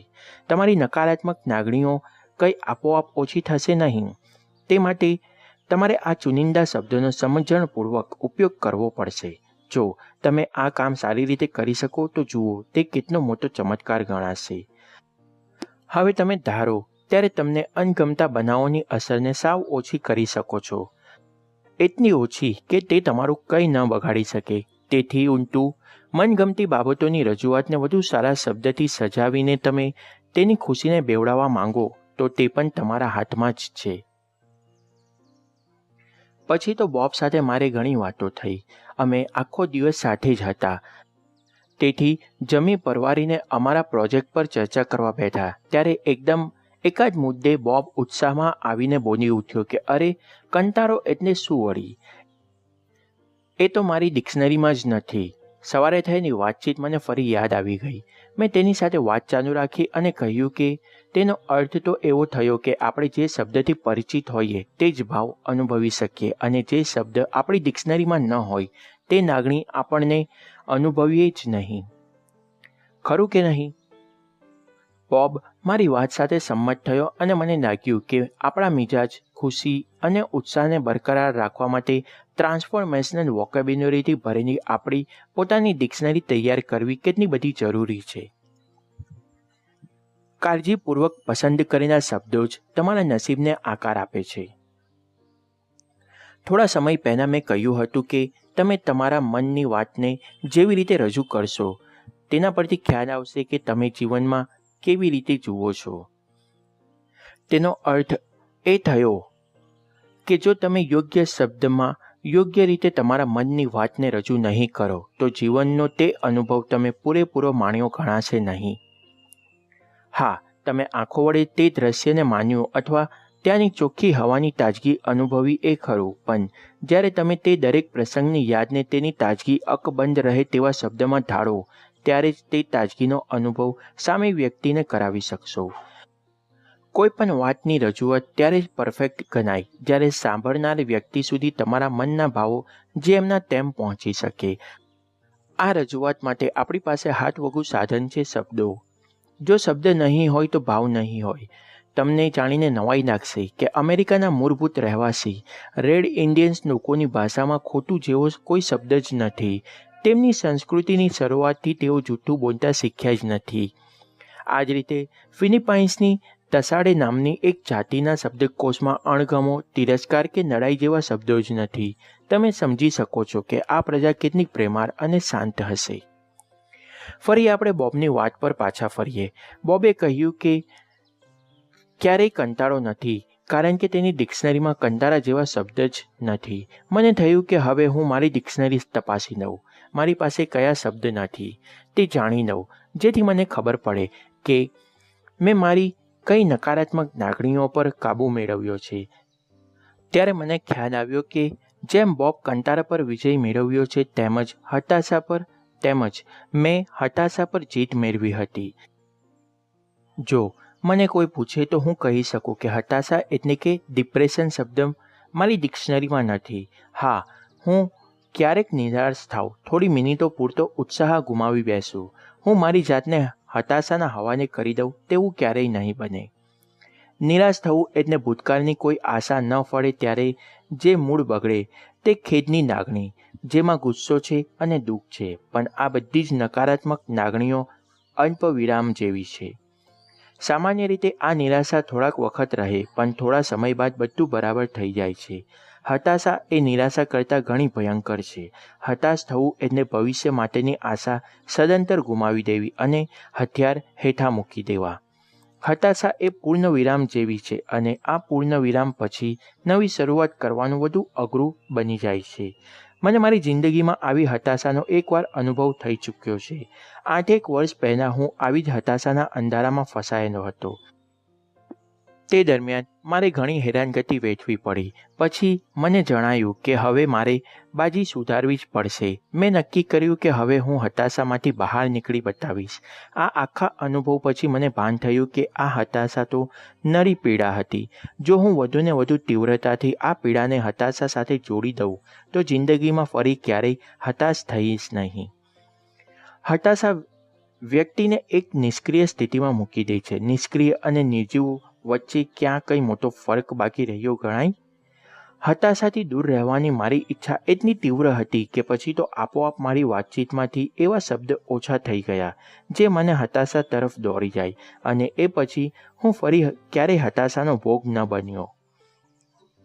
તમે પણ તમારા માટે અમુક આવા શબ્દ શોધી શકો છો. તે શબ્દો એવા હશે જેનો ઉપયોગ ન કરવાથી તમારી માનસિક સ્થિતિ વધુ સારી રહેશે. આવા શબ્દોને અત્યારે જ તમારા લિસ્ટમાંથી કાઢી નાખો અને તેની જગ્યાએ એવા શબ્દ મૂકી દો જે તમને હિંમત આપવાનું કામ કરે. એવું પણ બને કે તમને મારી આ બધી વાતો હંબગ લાગે. તમે કહેશો કે ટોની, જ્યારે પરિસ્થિતિ ખરેખર બગડી ચૂકી હોય ત્યારે આમ શબ્દોની રમત રમવાથી શું મળે? પણ ખરેખર તેવું નથી. જેમ એકની એક અણગમતી વાત 10 વખત કહેવાથી કડવાશ વધુ ગોળાય છે, તે જ રીતે ખરેખર બગડી ચૂકેલી પરિસ્થિતિને સાદા અને હળવા શબ્દમાં રજૂઆત કરવાથી તે કડવાશ સહ્ય બની જાય છે. હળવાશભર્યા શબ્દથી અણગમતી પરિસ્થિતિ તો બદલાતી નથી, પણ તેની પ્રત્યે પેદા થતા અણગમા પર ચોક્કસ બ્રેક લાગી જાય છે. આ પ્રકારની ટ્રાન્સફોર્મેશનલ વોકેબ્યુલરીની અસરકારકતા એ છે કે તે કોઈપણ સંજોગોમાં આપણી માનસિક સ્વસ્થતાને જાળવી રાખવામાં મદદરૂપ બને છે. તેનાથી આપણે આવી પડેલી ગૂંચવાડાને સહેલાઈથી ઉકેલી શકીએ છીએ, મોં પરનું સ્મિત જાળવી શકીએ છીએ. ગમે તેવા સંજોગોમાં પણ આપણી આશા ગુમાવતા નથી અને આ સ્વસ્થતા જ ઉકેલ શોધવા માટે જરૂર પડીએ વધુ સારા સવાલો ઉઠાવવાનું સુજાડે છે. રોજબરોજના જીવનમાં પણ આવું બનતું રહે છે. શરૂઆતમાં હું અને મારી પત્ની દરેક બાબતમાં વિવાદમાં ઉતરી પડતા. તે દરમિયાનમાં મેં આ ટ્રાન્સફોર્મેશનલ વોકેબ્યુલરી અંગે જાણકારી મેળવી અને નક્કી કર્યું કે અમારા આ ઉગ્ર વાદ વિવાદ માટે અમે દલીલબાજી જેવા ટોચડો શબ્દ નહીં વાપરીએ. તેના બદલે અમે તેને બૌદ્ધિક ચર્ચા કહીશું. દલીલબાજી કે વાદ વિવાદ વાતાવરણમાં ગરમી લાવી દે. જ્યારે બે વ્યક્તિ બૌદ્ધિક ચર્ચા કરે ત્યારે ગમે તેટલી દલીલો પણ તે વાતાવરણમાં બિલકુલ ગરમી ન લાવે અને એકબીજાનું માન આપોઆપ જળવાઈ રહે. જ્યારે અણગમતી લાગણીઓ અનુભવીએ ત્યારે શબ્દો પર વધુ ધ્યાન આપવાથી આપણો અણગમો ચોક્કસ ઓછો થઈ જાય છે. અકળાયેલા હોઈએ ત્યારે એકાદું વિશેષણ આગળ મૂકી દેવું અને કહેવું કે હું જરાક અમસ્તો અકળાયો છું. મારી પત્ની બેકી અકળાવાની તૈયારીમાં હોય ત્યારે કહેશે કે હું હવે ચપટીક ભારે જેટલી અકળાઉં છું. એક તો અણગમતી લાગણીઓને ઓછી કરી દે તેવું આ વિશેષણ, તેમાં વળી ચપટીક ભાર જેવો વિચિત્ર શબ્દ પ્રયોગ. સાંભળનાર વ્યક્તિ ચોક્કસ હસી પડે. અમે બંને ખડખડાટ હસી પડીએ એટલે અકળાવાની પેટર્ન તૂટી જાય. પેટર્ન તૂટે એટલે ગુસ્સો આગળ વધતો અટકી જાય. મેં આ ટ્રાન્સફોર્મેશનલ વોકેબ્યુલરી અંગેની વાતચીત બોબની જેમ મારા બીજા એક મિત્ર કેન બ્લેન્ચાર્ડ સાથે પણ કરી. તેને પણ આ પ્રકારનો અનુભવ થઈ ચૂક્યો હતો. એકવાર તે તેના કુટુંબ સાથે આફ્રિકાના સફારીમાં ફરવા ગયો હતો. તેમાં તેઓ જંગલમાંથી પસાર થતા હતા ત્યારે તેમની ટ્રક અટકી પડી. સ્વાભાવિક છે કે આવા સમયે ચિંતા અને ઉચાટ વધી જાય, પણ તે વખતે રઘવાયા થવાના બદલે કેને તેની પત્નીને માત્ર એટલું જ કહ્યું કે આ જરાક અગવડ આવી પડી નહીં. તેને ચિંતા, ઉચાટ, ઘાઘા થઈ જવાય તેવી પરિસ્થિતિને માટે એક નાનકડો અને ટૂંકો ટચુકડો શબ્દ વાપર્યો, અગવડ. તેનાથી પતિ પત્ની બંનેની માનસિક સ્વસ્થતા જળવાઈ રહી અને તેમની સફારીની સફરની મજાને બગાડવા ન દીધી.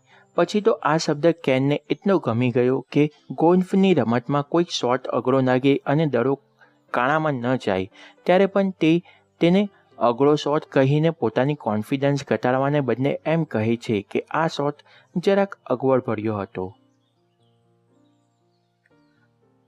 તમારી ટ્રાન્સફોર્મેશનલ વોકેબ્યુલરીથી તમે બીજાને પણ મદદ કરી શકો છો. એકવાર તમે શબ્દ શક્તિના આ ચમત્કારોને ઓળખી લો, પછી કોઈ ઝવેરી જેવા હીરાને પારખે તેમ તમે દરેક શબ્દને પારખતા થઈ જશો.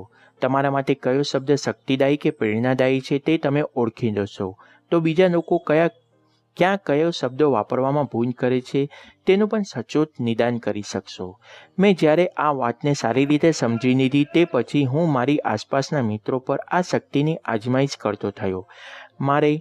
મારો આવો પહેલો કિસ્સો હતો મારા મિત્ર જીમની તકલીફનો. જીમ બિઝનેસમેન હતો અને તે સમયે તેના બિઝનેસ અંગે સારો એવો ચિંતિત હતો. તે મને મળ્યો ત્યારે તેને બિઝનેસમાં શું મુશ્કેલ આવી પડી હતી તેની મને વિગતવાર વાત કરી. તેની ચિંતાનું કારણ સમજી શકાય તેવું હતું, પણ મને લાગ્યું કે તો વધુ પડતું ઢીલો પડી ગયો હતો. મેં એક વાત ખાસ નોંધી કે તેને મારી સાથે 20 મિનિટ વાત કરી. તેમાં લગભગ દર્જનેક વખત નિશાસો નાખીને કહ્યું કે તે તદ્દન હતાશ થઈ ગયો છે. હવે તમે તો જાણો જ છો કે આ હતાશા શબ્દ કેટલો ભયાનક છે. મારા કાને તરત આ શબ્દ પકડી લીધો. મેં તરત તેને પૂછ્યું કે તે ખરેખર આટલો બધો હતાશ થઈ ગયો છે કે જરાક કપરો સમય છે એટલે સહેજ નિરાશ થયો છે. તેને ખરો ભાવ તો આશા ગુમાવવાનો જ હતો, પણ મેં હતાશાના સ્થાને નિરાશા શબ્દ વાપરીને પરિસ્થિતિને હળવી બનાવવાની કોશિશ કરી જોઈ. તેને ડોકું હલાવીને કહ્યું કે તે સાવ નિરાશ થઈ ગયો છે.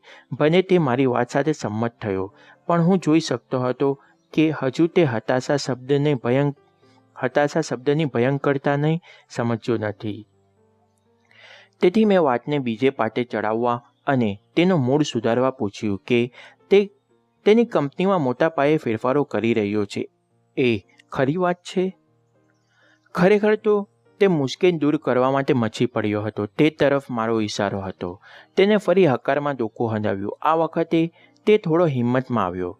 બાજી હજી પોતાના હાથમાં છે તે વાતનો તેને અહેસાસ થયો. હું આજ તો કરવા માંગતો હતો. તે જરાક મૂળમાં આવ્યો એટલે મેં તરત જ તેને કહ્યું કે તું હવે આવતા 10 દિવસ માટે આ હતાશા શબ્દ પર ચોકડી મૂકી દે. ગમે તે થાય પણ આ શબ્દ તારા હોઠ પર આવવો જોઈએ નહીં. જરૂર પડે તો નિરાશા કહે, માનસિક તાણ કહે, પણ હતાશા તો નહીં જ.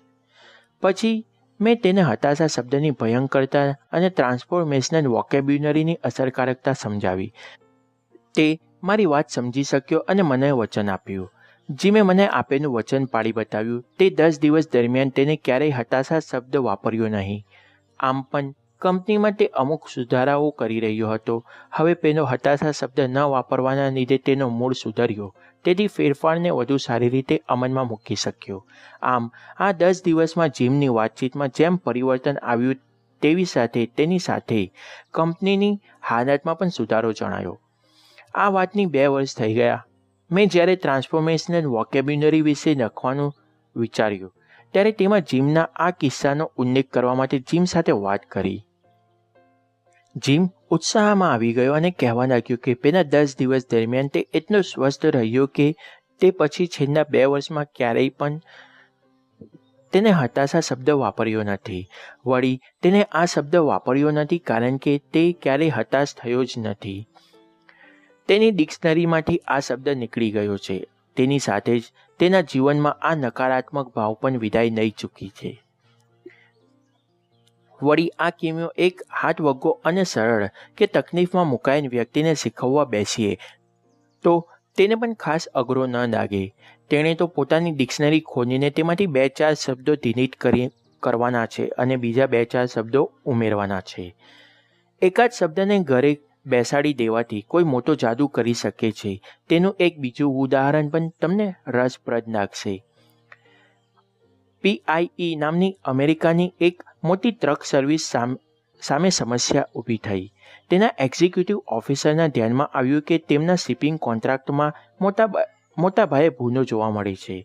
લગભગ 60% કામકાજ તો ભૂલ ભરેલું જ હોય છે અને તેના કારણે જ કંપનીને વર્ષે દહાડે $2.5 લાખ નુકસાન ઉઠાવવું પડે છે. ખોટનો આટલો મોટો આંકડો સાંભળીને PIEના ઓફિસર ઊભા થઈ ગયા અને આટલી મોટી કંપનીમાં કયા સ્થાને આ ભૂલ થાય છે તે જાણવા માટે તેમને ખાસ ડૉક્ટર W. એડવર્ડ ડેમિંગને બોલાવ્યા. ડૉક્ટર ડેમિંગે આખી કંપનીના કામકાજનો તલસ્પર્શી અભ્યાસ કર્યો અને શોધી કાઢ્યું કે 56% ભૂલો માટે કંપનીના કામદારો જવાબદાર હતા. તેઓ યોગ્ય કન્ટેનરને ઓળખવામાં થાપ ખાઈ જતા તેના કારણે માલ ડિલિવરીની યોગ્ય રીતે થતી નહીં. ડેમિંગે જોયું કે કામદારોની આ બેદરકારી પાછળ એકમાત્ર જવાબદાર પરિબળ હતું કામ પ્રત્યેનો તેમનો અભિગમ. તેમને વર્કર કે કામદાર કહેવામાં આવતા. આ વર્કર શબ્દના કારણે તેમને તેમના કામમાં રસ પડતો નહીં અને તેમને તેમાં નરી મજૂરી જ દેખાતી. આ માટે ડેમિંગ કંપનીનો નવો નિયમ બનાવ્યો કે કામદારોને ક્રાફ્ટમેન તરીકે ઓળખવામાં આવે. આ નવા ક્રાફ્ટ્સમેન શબ્દમાં છુપી રીતે ક્યાંક કલા ઝળકતી હતી. કામદારોને પણ લાગ્યું કે તેઓ જે કામ કરે છે તે મહત્વનું છે, કંઈ નકામું નથી. આમ તે સૌ તેમના કામને માનથી જોવા લાગ્યા. તેમના કામમાં આપોઆપ ચોકસાઈ આવી ગઈ અને એકાદ મહિનામાં જ તેમની ભૂલોની માત્ર 56%થી ઘટીને માત્ર 10% જ થઈ ગઈ. PIEના વાર્ષિક $2.5 લાખ બચવા લાગ્યા અને કંપની ફરી પાટા પર આવી ગઈ. આ બધા જ ઉદાહરણો એક જ સત્ય તરફ આંગળી ચીંધે છે. આપણે વ્યક્તિગત ધોરણે કે વ્યવસાયિક બાબતમાં જે ચોક્કસ શબ્દનો ઉપયોગ કરીએ તે શબ્દોની અસર વ્યક્તિના મન પર કે વ્યવસાયની ગુણવત્તા પર પડ્યા વિના રહેતી નથી. તમને જરૂર યાદ હશે કે મેં તમને જાપાનીઝ શબ્દ કાઇઝેન વિશે અગાઉ વાત કરી હતી. મેં ધાર્યું હોત તો આ કાઇઝેન શબ્દનો સીધો જ ઉપાડીને મારા સેમિનારમાં અને પુસ્તકમાં વાપરી શક્યો હોત, પણ તેમ કરવાને બદલે મેં તેના સ્થાને વાપરી શકાય તેવો ઇંગ્લિશ ભાષાનો એક્રોનિમ શબ્દ CANI કેની ઘડી કાઢ્યો. કેની એટલે constant and never ending improvement. આ શબ્દમાં આખો સંદેશો છુપાયેલો છે. તેથી આપણે જેટલી વાર આ શબ્દ વાપરીએ તેટલી વાર આપણને કઈ રીતે કામ કરવાનું તેનો રિમાઇન્ડર મળતો રહે.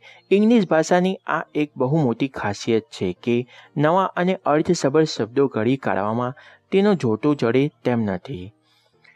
સમયની માંગ મુજબ સતત નવા શબ્દો ઉમેરાતા રહેવાથી જ તે દુનિયાની સૌથી મોટી ભાષા બની ચૂકી છે. દરિયાના મોજા પર રમતો સાહસભર્યો સ્પોર્ટ્સ છે સર્ફિંગ. આ સર્ફિંગ કરનાર સાહસિકો તેમના તે અનુભવ દરમિયાન જે રોમાંચ અનુભવે છે તેવા રોમાંચ માટે ટ્યુબ્નર કે રેડ જેવા શબ્દો વપરાય છે. આમ તો આ માત્ર સર્ફિંગ કરનારને જ સમજાય તેવા શબ્દ પ્રયોગ છે. ઇંગ્લિશ ભાષાએ તેમણે પણ પોતાની ડિક્શનરીમાં સમાવી લીધા છે. એટલે સુધી કે હવે સર્ફિંગ સિવાયની વાતચીતમાં પણ આશ્ચર્ય કે રોમાંચક બાબત માટે આ ઉદ્ગાર છૂટથી બોલાય છે. વધતા ઓછા અંશે દરેક ભાષા સમયની સાથે પોતાનું રૂપ બદલતી રહે છે. એક તરફ ભાષા આટલી મુક્ત રીતે નવા શબ્દોને સ્વીકારતી હોય ત્યારે આપણે એક વાતનું ખાસ ધ્યાન રાખવાનું રહે કે જ્યારે શબ્દનો નવી રીતે પ્રયોગ કરીએ ત્યારે તેની પાછળ છુપાયેલી લાગણીઓની તીવ્રતા સમજવામાં ભૂલ ન કરી બેસીએ અને ખોટી જગ્યાએ આવા નવા શબ્દને વાપરી ન બેસીએ. સ્ટેજ પર પરફોર્મ કરનાર કોઈ પણ કલાકારને ખ્યાલ હશે કે ગમે તેટલા અનુભવ છતાં દર વખતે સ્ટેજ પર આવતા પહેલાંની 5 મિનિટ કંઈક અલગ જ હોય છે. એક પ્રકારની નર્વસનેસ લાગે. જો આ અનુભવને તમે ડર કે સ્ટેજ ફિયરનું નામ આપી દેશો તો સ્ટેજ પર ચડીને ક્યારેય છટાદાર ભાષણ આપી શકશો નહીં કે સરસ મજાનો ડાન્સ કરી શકશો નહીં. આવું જ કંઈક કાર્ની સાયમન સાથે બન્યું હતું. તેણે આ લાગણી પર સ્ટેજ ફિયરનું લેબલ લગાડી દીધું. તેથી તે ક્યારેય લાઈવ પરફોર્મન્સ આપી શક્યા નહીં. બીજી તરફ બ્રુસ સ્પ્રિંગસ્ટીનનું ઉદાહરણ લો. તેમને સ્ટેજ પર આવતા પહેલાં ગભરામણ તો થતી, પણ તેમણે આ ગભરામણને ઉત્તેજના કે એક્સાઇટમેન્ટનું નામ આપ્યું. આ કારણે જ સ્ટેજ પર તેઓ હંમેશા સફળ રહ્યા. શબ્દોની જાદુઈ છડી. જો હું તમને કહું કે મારી પાસે એવો જાદુ છે જેનાથી તમારી જીવનની બધી જ નેગેટિવ ફિલિંગ્સ સાવ નાના મગતરા જેવી નગણ્ય બની જાય તો તમે ખુશ થઈ જશો. માત્ર એટલું જ નહીં, તમને એવું પણ લાગશે કે નેગેટિવ ફિલિંગ્સ દૂર થઈ જવાથી તમે વધુ શક્તિશાળી બની રહ્યા છો. તમને હવે લાગશે કે જીવનની બધી જ બાબતોનું રિમોટ કંટ્રોલ તમારા હાથમાં આવી ગયું છે. શુભસ્ય શીઘ્રમ. ચાલો અત્યારે જ આપણે તેની શરૂઆત કરી દઈએ. તમે રોજબરોજની નેગેટિવ ફિલિંગ્સને બતાવવા માટે જે શબ્દ બહુ છૂટથી વાપરતા હો તે શબ્દમાંથી કોઈ પણ 3 શબ્દ પસંદ કરી લો. ગુસ્સો, નિષ્ફળતા, ચિંતા, ડર અને આવા બીજા ઘણા બધા શબ્દો હશે. તે તમારી ભાષાને તમારી જાણ બહાર કડવાશભરી બનાવતા રહેશે અને તમારા વ્યક્તિત્વને એટલું નેગેટિવ બનાવતા હશે. હવે આ ત્રણ શબ્દ પર આપણે આપણી રમતની શરૂઆત કરીએ. તમારા મગજને કામે લગાડી દો અને આ ત્રણ શબ્દો માટે એવા શબ્દ શોધી કાઢો જે તેની તીવ્રતાને એકદમ ઘટાડી નાખતા હોય. તેના માટે મારી પાસે 2 સૂચનો છે. પહેલું સૂચન તો સરળ છે કે હલકો ફૂલકો શબ્દ શોધી દો. મારું બીજું સૂચન એ છે કે તમે આ અણગમતા ભાવોને રજૂ કરવા માટે એવા અવનવા અને વિચિત્ર શબ્દ શોધી કાઢો જેની વિચિત્રતાના કારણે તમારું ધ્યાન બીજી તરફ દોરવાઈ જાય અને નકારાત્મકતાની પેટર્ન તૂટી જાય. આ બીજો વિકલ્પ જેટલો વિચિત્ર છે તેટલો જ ગમ્મતભર્યો પણ છે. હું તમને આ વિકલ્પ એટલા માટે જ સૂચવું છું. તે થોડોક રમૂજી હોવાથી તમારી પેટર્નને તો તોડશે જ, ઉપરાંત વાતાવરણને જરાય ભારે નહીં બનવા દે. જેમ કે મુસાફરી અગવડભરી કે કંટાળાજનક રહી હોય તો મુસાફરી પૂરી થયા બાદ તેની ફરિયાદો કરતા રહેવાને બદલે તમે કહી શકો કે આ મુસાફરીએ જરાક આગવો અનુભવ કરાવ્યો, અથવા એમ પણ કહેવાય કે આ સફર જરા હટકે રહી. આ આગવો અથવા જરા હટકે જેવા શબ્દ તમારી બધી જ અગવડોનું વર્ણન કરવા સક્ષમ નથી, પણ તેવા વિગતવાર વર્ણનની જરૂર પણ શું છે? મેં આવા બીજા કેટલાય શબ્દ પ્રયોગ નીચે તાક્યા છે. તમે જોઈ શકશો કે તે કેટલીક હળવાશથી અનિચ્છનીય વાતને રજૂ કરે છે. નેગેટિવ એક્સપ્રેશન અને એની સામે નવો અને હળવો શબ્દ પ્રયોગ. ગુસ્સે થવું, નારાજ થવું, વ્યથિત થવું કે વ્યગ્ર થવું.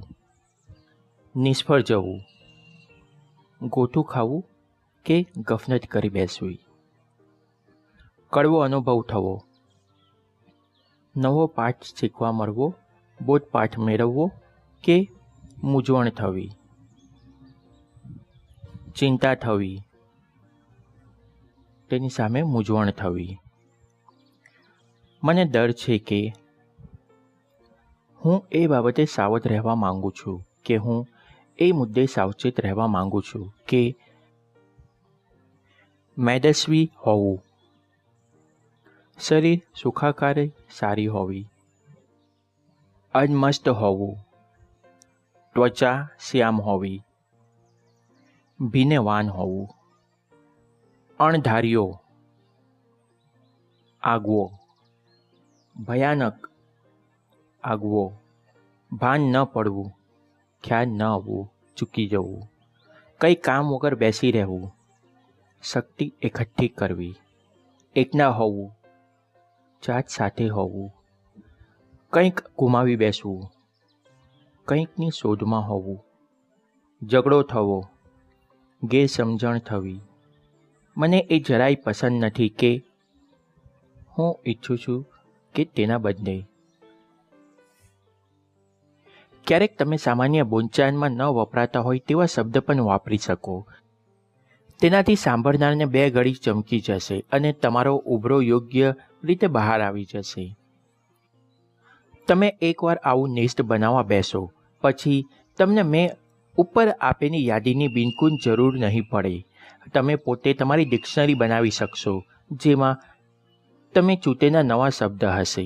તો હવે તમારી નેગેટિવ ફિલિંગ પર શબ્દોના આ જાદુઈ છડી ફેરવવા માટે તૈયાર થઈ જાઓ અને નેગેટિવ એક્સપ્રેશન દર્શાવતા શબ્દોના બદલે નવા શબ્દો શોધી કાઢો. તમે 1-2 વર્ષના હશો ત્યારથી બોલતા શીખ્યા હશો, પરંતુ કઈ રીતે બોલવું તે શીખવા માટે તમારે અત્યાર સુધીની તમારી શબ્દ પસંદગીમાં ઉપર મુજબના અમુક ફેરફારો લાવવાના થશે. આ ફેરફારો કઈ રીતે લાવશો? યાદ છે આપણે થોડા પ્રકરણ પહેલાં NACની વાત કરી હતી. આ ન્યુરો એસોસિએટિવ કન્ડિશનિંગની મદદથી તમે નવા શબ્દોને સહેલાઈથી અપનાવી શકશો. પહેલું સ્ટેપ, તમે તમારા જીવનમાંથી નેગેટિવ ઇમોશનને વિદાય આપવા માટે અને ખુશીઓને બેવડાવવા માટે કટિબદ્ધ થઈ જાઓ. આ મુદ્દે તમારી ભાષા અને શબ્દ પસંદગી બહુ મોટો ભાગ ભજવી શકે તેમ છે, તે પણ સમજી લો. બીજું સ્ટેપ, તમે બીજા પગને લેવરેજ વધારવાનું છે. તે તો બહુ સરળ અને રસપ્રદ રહેશે. જરાક અમસ્તા ફેરફાર કરીને તમે જે જીવન હસતા રમતા કાઢી શકો તેમ છો, તેના માટે અકારણ આજ સુધી કેટલો તણાવ લેતા રહ્યા છો તેમ વિચારશો. ત્યારે તમને ચોક્કસ થશે કે તમારી ભાષામાં ફેરફાર કરવામાં કેટલા જરૂરી છે. આટલી સાદી સમજણથી જ તમારું સંતુલન વધી જશે. તે સિવાય કોઈ ખાસ પ્રયત્ન કરવા હોય તો તે માટે હું બહુ સરળ ઉપાય સૂચવીશ. તમને હું મારા કિસ્સાની વાત કરું તો કેટલાક કામો માટે હું કહેતો કે મારે આ કામ કરવું પડશેમાં પરાણે અને ઈચ્છા વગર કામ કરવાની ફરજ પડી હોવાનો ભાવ છે. તેથી મેં તેની જગ્યાએ નવા શબ્દ પ્રયોગો શોધી કાઢ્યા કે હવે હું કહીશ, મને આ કામ કરવાની તક મળી. સતત 10 દિવસ સુધી આ રીતે હું નવા શબ્દો વાપરતો રહ્યો. આ રીતે મને નવા યોગ્ય શબ્દની ટેવ પડતી ગઈ અને જૂની પેટર્ન તૂટવા નાખી. નવા શબ્દ સાથે મારું ન્યુરો એસોસિએશન મજબૂત બની ગયું. તેમ મને આપોઆપ આનંદ મળવા લાગ્યો. આમ થોડા જ દિવસમાં મારી નવી પેટર્ન પણ તૈયાર થઈ ગઈ. છતાં કદાચ ગપસપ થઈ જાય તો મદદમાં મિત્ર તો હતા જ. મેં તેમને એ પણ કહી રાખ્યું હતું કે મને ખરો શબ્દ યાદ કરાવતી વખતે મારી બિલકુલ મજાક ન ઉડાવવામાં આવે, જેથી હું મારા મિશનમાં સફળ થાઉં. મેં ગુસ્સાને બદલે અકળામણ શબ્દ પસંદ કર્યો. તેનો અર્થ એ નથી કે મને હવે ક્યારેય ગુસ્સો આવતો નથી, કે હું ક્યારેય ગુસ્સો વ્યક્ત કરતો નથી, પરિવર્તન એ થયું કે આ ટ્રાન્સફોર્મેશનલ વોકેબ્યુલરીથી હું મારી ઈચ્છા મુજબ ગુસ્સાને વ્યક્ત કરી શકું છું અને ગુસ્સો મારી ઉપર હાવી થઈ જતો નથી. ગુસ્સાનું કે બીજી કોઈપણ નેગેટિવ ઇમોશનનું રિમોટ કંટ્રોલ હવે સંપૂર્ણપણે મારી પાસે છે. હા, જ્યારે મને લાગે કે હવે ગુસ્સો કર્યા વિના છૂટકો નથી, ત્યારે હું ગુસ્સાને એક હથિયાર તરીકે ચોક્કસ અજમાવું છું. રોજબરોજની નાની અમસ્તી બાબતોમાં દર વખતે નેગેટિવ ઇમોશન પર સવાર થઈ જવું એ મારા સ્વભાવમાં રહ્યું નથી. આ કારણે મારું જીવન ઘણું શાંતિભર્યું બન્યું છે. મજાની વાત તો એ છે કે આવું નવું શબ્દભંડોળ નકારાત્મક લાગણીઓને ઓછી કરવાનું એકમાત્ર કામ કરતું નથી. મેં અગાઉ કહ્યું હતું તે મુજબ તમે તેની મદદથી તમારી ખુશીઓને બેવડાવી પણ શકો છો. અહીં તમારે તમારી ખુશીઓને બિનોરી કાચમાંથી જોતા શીખવાનું છે. સંસ્કૃતમાં કહેવત છે કે વચનેસુ કિમ દરિદ્રતા. આપણે તો સારા શબ્દ બોલવાના છીએ, તો પછી મને કહો કે સ્વશિસ્ત વચનેસુ કિમ દરિદ્રતા. ચાલો થોડા ઉદાહરણ જોઈએ. કોઈ પૂછે કે કામકાજ કેમ ચાલે છે, તો તેના જવાબમાં તમે નીચેના શબ્દો કહી શકો. શબ્દો, જૂના શબ્દ પ્રયોગો, બરાબર, ઠીક છે. નવો ચેતનવંતાનો શબ્દ પ્રયોગ, જબરદસ્ત, ધમાકેદાર, અફલાતુન, જકાસ, ધમાકેદાર, દે ધનાધન, જમાવટ છે, અદ્ભુત. તમે જોઈ શકો છો કે આવા જવાબ આપવાની સાથે જ તમારા કામ પ્રત્યે તમને કેટલો પ્રેમ ઉભરાઈ આવે છે. વળી આ તમે નવી ટેવ કેળવતી વખતે પણ પહેલાંની જેમ તમારા મિત્રોની મદદ લઈ શકશો. તમારા શબ્દો અન્યને ડિસ્ટર્બ ન કરી દે. મને ખાતરી છે કે હવે તમને ટ્રાન્સફોર્મેશનલ વોકેબ્યુલરીનું શું મહત્ત્વ છે તે સારી રીતે સમજાઈ ગયું છે. અનિચ્છનીય લાગણીઓને સૌમ્ય શબ્દમાં રજૂ કરવાની અને ખુશીની રજૂઆત આગળ પડતી રીતે કરવાની છે.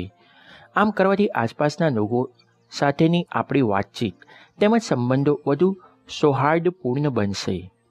હું મારા બિઝનેસના વર્ષોને યાદ કરું તો આજે મને સમજાય છે કે મારા હાથ નીચેના લોકો સાથેની વાતચીતમાં હું ક્યાં ભૂલ કરી બેસતો હતો. જો ક્યારેક કોઈ કામ અટકી ગયું હોય અને આગળ ન વધતું હોય તો હું લાગતી વળગતી વ્યક્તિને બોલાવીને તેનું કારણ પૂછતો અને તેને જણાવતો કે આ કામ ન થવાથી હું કેટલો વ્યગ્ર છું. મારો ઈરાદો તો તેમની પાસેથી સારામાં સારું કામ કરાવવાનો હતો. તે વ્યક્તિ પર મારી આ વાતની સાવ ઊંધી અસર પડતી. મારી વ્યગ્રતા જોઈને એક તો તેમનું મગજ જ કામ કરતું બંધ થઈ જતું. તેથી સમસ્યાનો ઉકેલ લાવવાને માટે તે કામ કરી શકતું નહીં. બીજી તકલીફ એ થતી કે મને વ્યગ્ર જોઈને તેમને લાગતું કે તેમનાથી કોઈક ભૂલ થઈ ગઈ હશે. તેથી મૂળ મુદ્દા અંગે વાત કરવાના બદલે તે સૌ પોતપોતાનો બચાવ કરવામાં લાગી જતા. ટ્રાન્સફોર્મેશનલ વોકેબ્યુલરી વિશે જાણ્યા બાદ મને ખ્યાલ આવ્યો કે હવેથી આ પ્રકારની તકલીફ આવી પડે તો મારા સ્ટાફને બોલાવીને પૂછું કે આપણે હવે શાની ઉપર ધ્યાન આપવાનું થશે. મારા આ વાક્યથી તેમને લાગે છે કે હું તેમને આવી પડેલી તકલીફ માટે જવાબદાર ગણતો નથી, પણ તેનો ઉપાય શોધવા માટે સક્ષમ ગણું છું. આ સંજોગોમાં તેમની માનસિક સ્વસ્થતા જળવાઈ રહે છે અને તેઓ કામ પર વધુ સારી રીતે ધ્યાન આપી શકે છે, જે હું ઈચ્છું છું. આમ યોગ્ય શબ્દના ઉપયોગથી અકારણ કોઈ ગેરસમજ થતી નથી અને બિઝનેસ જેવી મોટી બાબતમાં પરસ્પર વિશ્વાસો જળવાઈ રહે છે. આ જ રીતે ઘર પરિવારમાં પણ યોગ્ય શબ્દની પસંદગીની એકબીજા પ્રત્યે માન અને પ્રેમ ભાવના જળવાઈ રહે છે. બાળક સાથેની વાતચીતની જ વાત લઈ લઈએ. કુટુંબની નાની મોટી કોઈ પણ વ્યક્તિ હોય, દરેકને પોતાના સ્વમાનનો આગવો ખ્યાલ હોય છે. તે ક્યારેય ઘર ગંદુ કરે, ક્યારેય રૂમ અવ્યવસ્થિત કરી નાખે, ત્યારે તું આવો છે, તું તેવો છે, તું ભારે અવ્યવસ્થિત છે, તને સફાઈ ગમતી જ નથી જેવા શબ્દ બોલવાથી તમારું કામ સરવાનું નથી. તેના બદલે તમારે પૂરતી મક્કમતાથી છતાં એકદમ શાંત શબ્દમાં એટલું કહેવાની જરૂર છે કે હું આ આડી અવળી ચીજોથી વધુ અકળાઈ જાઉં તે પહેલાં આપણે તેને સરખું કરવાનું કંઈક વિચારી લેવું જોઈએ. એવું નથી લાગતું?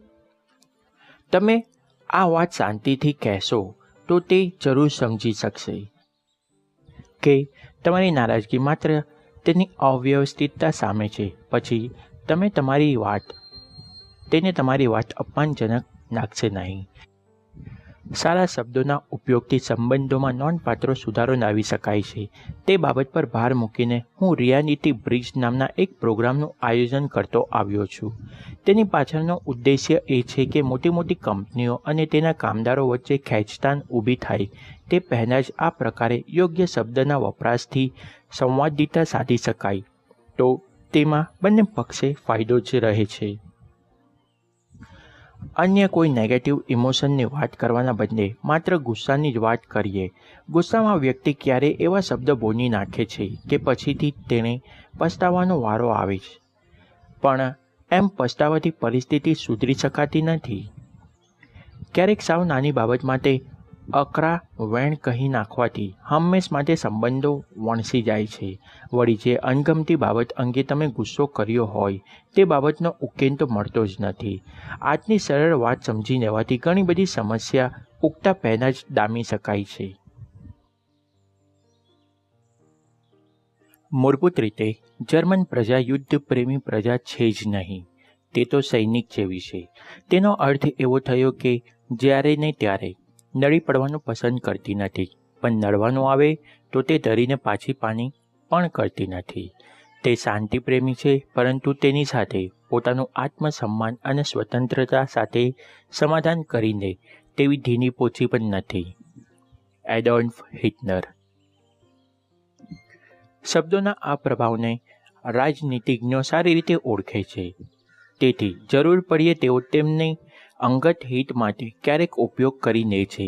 હું કંઈ તમને તે શીખવવાનો તો નહીં ઈચ્છું, છતાં તમારી સમક્ષ છેલ્લા 40 વર્ષના ઇતિહાસના દાખલાઓ આપીશ તો તમને તેનાથી શબ્દ શક્તિનો અંદાજ ચોક્કસ મેળવી શકશો.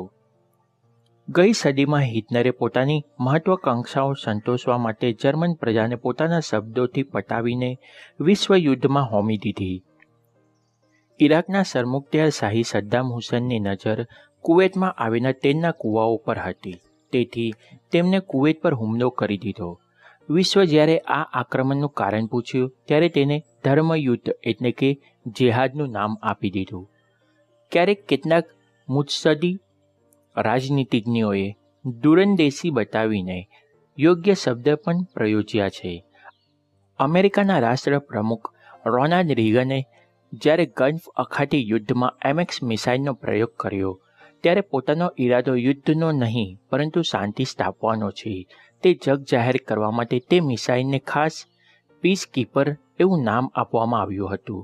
આ જ રીતે કોરિયામાં સ્થિરતા લાવવા માટેના મિશન દરમિયાન અમેરિકા દ્વારા જે પણ લશ્કરી પગલાં લેવામાં આવ્યા તેને આઇઝનહોવરની સરકાર સતત પોલીસ એક્શન તરીકે સંબોધતી રહી હતી. આપણા શબ્દોની અસર જેમ આપણી પોતાની માનસિક અવસ્થા પર પડે તે જ રીતે બીજાના મન પર પણ પડે છે. શબ્દોની પસંદગી બરાબર ન હોય તો એવું પણ બને કે તમે જે બાબત અંગે સતત બીજાનું ધ્યાન દોરવા આવ્યા હો તેની અસર તે વ્યક્તિ પર બિલકુલ ન પડે. જો આવું બને તો સામી વ્યક્તિ પર વધુ ગરમ થવાને બદલે એકવાર તમારી વાણીને ચકાસી લેવા યોગ્ય ગણાશે. ક્યાંક આપણે જ આપણી વાત તેના હૃદય સુધી પહોંચાડવામાં ઊણા નથી ઉતર્યા ને? હું તમને સતત યોગ્ય શબ્દનો ઉપયોગની વાત કહેતો આવ્યો છું. તેનો અર્થ એવો ન કરશો કે જીવનમાં ક્યાંય નેગેટિવ ઇમોશનનું કોઈ સ્થાન જ નથી. ક્યારેક ગુસ્સો કે ચિંતા પણ જરૂરી છે. માપસરનો ગુસ્સો ક્યારેક લેવરેજ વધારવાનું કામ પણ કરે છે. ચિંતા આપણને જે તે બાબત પ્રત્યે વધુ ગંભીર અને સાવચેત પણ બનાવે છે. કુદરતે આપેલી બધી જ માનવીય સંવેદનાઓ તેના યોગ્ય સ્થાને જરૂરી છે. આપણે તેને અંગે આ પુસ્તકના 11મા પ્રકરણમાં વિગતવાર વાત કરીશું. અત્યારે મારું કહેવાનું માત્ર એટલું જ છે કે આપણે આપણી આ નેગેટિવ ઇમોશનને ટોચે ચડીને અંતિમવાદી ન બની જઈએ અને જ્યાં સોયથી કામ સળતું હોય ત્યાં ખંજર ઘુસાડી ન બેસીએ. કારણ કે આપણે અગાઉ આનંદ અને પીડાની વાતો કરી ત્યારે મેં તમને કહ્યું હતું કે આખરે તો દરેક વ્યક્તિનું અંતિમ લક્ષ્ય પીડાને ઓછી કરવાનું અને આનંદમાં વધારો કરવાનું જ હોય છે. હવે જો નકારાત્મક લાગણીઓની રજૂઆત પર આપણે પ્રયત્નપૂર્વક કાબૂ નહીં મેળવીએ તો આનંદના બદલે પીડામાં વધારો થશે, જે આપણે બિલકુલ ઈચ્છીશું નહીં. બજારમાં વેચતા સામાનની જેમ દુનિયા ક્યારેક આપણી ઉપર પણ એક નિબંધ લગાડી દે છે. આ તો પહેલેથી જ ઘમંડી, આની સુરત હંમેશા રોતી જ હોય, આ તો પોતાના માથેથી ચિંતાનું પોટનું ઉતારતા શીખ્યો જ નથી. આ અને આ પ્રકારની બીજી વાતો સાંભળીને ક્યારે આપણે પણ આપણી જાતને તે જ દ્રષ્ટિથી મુનવવા નાખીએ છીએ. બને તે વાતમાં કોઈ તથ્ય ન હોય, તેમ છતાં આ ભૂલ કરવા જેવી નથી. મેં તમને અગાઉ એક કિસ્સો વર્ણવ્યો હતો કે એક બાળક હાઇપર એક્ટિવ ગણાતો હતો. તે જ બાળક યોગ્ય કાળજી અને તાલીમ બાદ જીનિયસ ગણાવવા લાગ્યો હતો. તો અહીં પેલા હાઇપર એક્ટિવવાળા નિબંધનું શું મહત્વ રહ્યું? નિબંધની વાત નીકળી છે તો આપણે સાયકોન્યુરો ઇમ્યુનોલોજીને ફરી યાદ કરી દઈએ. આપણા શબ્દોની પણ આપણા શરીર પર બાયોકેમિકલ અસરો થાય છે. નોર્મન કઝિન્સ તેમના એક ઇન્ટરવ્યૂમાં મને આ અંગે વિગતવાર જણાવ્યું હતું. 12 વર્ષ દરમિયાન લગભગ 2000 દર્દીઓ સાથેના સંપર્કથી તેમને એ તારણ કાઢ્યું હતું કે દર્દી ગમે તે રોગથી પીડાતો હોય, પરંતુ જે મિનિટે તે રોગનું નામ પાડવામાં આવે તે મિનિટથી તેની ચિંતાઓ વધી જતી હોય છે. કેન્સર, મલ્ટિપલ સ્ક્લેરોસિસ કે હાર્ટ પ્રોબ્લેમનું નામ સાંભળતા જ તેના હાંજા ગગડી જાય છે અને તે હકીકતમાં હોય તેના કરતાં વધુ માંદો પડી જાય છે. ક્યારેક તો રોગની સાથે ડિપ્રેશનની પણ સારવાર આપવી પડે છે તેવી પરિસ્થિતિ પેદા થઈ જાય છે. બરાબર આ જ રીતે રોગ ગમે તે હોય, પણ જો રોગનું નામ પાડ્યા વગર દર્દીની સારવાર આપવામાં આવે અથવા બીજી કોઈ રીતે દર્દીને પણ રોગનું નામ જાણીને થતી નકારાત્મક અસરો પર કાબૂ મેળવવામાં આવે તો દર્દી ઝડપથી સાજો થતો જોવા મળે છે. શેક્સપિયર ભલે કહે કે નામમાં શું રાખ્યું છે, ખરું પૂછો તો રોગની બાબતમાં તો તે વાત સાવ ખોટી સાબિત થાય છે. તેથી જ મને નોર્મન કઝિન્સે કહ્યું હતું કે ક્યારેક કોઈક શબ્દ દર્દીને જીવાડવાનું કામ કરી બતાવે છે તો ક્યારેક કોઈ શબ્દ દર્દીને મારી નાખે છે. સમજદાર ડૉક્ટર તેને કહેવાય જે માત્ર તેના વ્યવસાયમાં જ હોશિયાર ન હોય, પણ દર્દી સાથે કયા સંબંધોમાં કયા શબ્દોમાં વાત કરવી તેની જેને સૂઝ હોય. મારા કાઉન્સિલિંગના બિઝનેસમાં અમે ડૉક્ટરને આ પ્રકારની તાલીમ પણ આપીએ છીએ. દર્દી સાથે સહાનુભૂતિભરી વાત કઈ રીતે કરવી અને તેમને તેમના રોગ વિશે કયા શબ્દમાં સાચી સમજણ આપવી જેથી તે ગભરાઈ ન જાય, તે બધું જ આ કાર્યક્રમમાં સામેલ કરવામાં આવ્યું છે. આ તાલીમથી ડૉક્ટરને તો વ્યવહારિક ફાયદો છે જ, પણ વધુ ફાયદો તો સમાજને જ થવાનો છે. એક આડી વાત. શબ્દો પાસે કાયાપલટ કરવાની અફલાતુન શક્તિ છે, તે તમે સમજી ગયા હશો. અહીં મારે તમને એવી વાતો કરવી છે જ્યાં શબ્દોએ ન કરવા જેવી કાયાપલટ કરી નાખી હતી. લેટિન અમેરિકામાં સેવરોનેટ કંપનીની એક કારનું નોવા નામનું મોડેલ મૂકવામાં આવ્યું. કંપનીના આશ્ચર્ય વચ્ચે આ મોડેલ બિલકુલ ચાલ્યું નહીં. કોઈ દેખીતી ખામી ન હોવા છતાં વેચાણ ઓછું થવાથી કંપનીએ તપાસ કરાવી તો જાણવા મળ્યું કે સ્પેનિશ ભાષામાં નોવાનો અર્થ થાય છે આ વસ્તુ નહીં ચાલે. લેટિન અમેરિકામાં તો સ્પેનિશ લોકો બહુ મોટી સંખ્યામાં વસે છે, પછી ત્યાં આ નોવા મોડેલ ક્યાંથી વેચાય? જો તમને હજી મારી વાત કરી ન ઉતરી હોય તો આ ટ્રાન્સફોર્મેશનલ વોકેબ્યુલરીનો ઉપયોગ પહેલાં તમે તમારી ઉપર જ કરી જુઓ. તમે પોતે જ અનુભવી શકશો કે તમારી માનસિક સ્વસ્થતા વધી રહી છે. મારા સેમિનારમાં કોઈ વ્યક્તિ બહુ ઉશ્કેરાઈને કહેતી હોય કે કોઈક બાબતે મને પેલી વ્યક્તિ પર સખત ગુસ્સો આવ્યો છે, તો હું તેને શાંતિથી પૂછું છું કે તમને તેની ઉપર ખરેખર ગુસ્સો આવ્યો છે કે તેની કોઈ વાતનું ખોટું લાગ્યું છે? પેલી વ્યક્તિ સહેજ વિચારીને મને જવાબ આપે છે કે હા, તેને ખોટું લાગ્યું છે.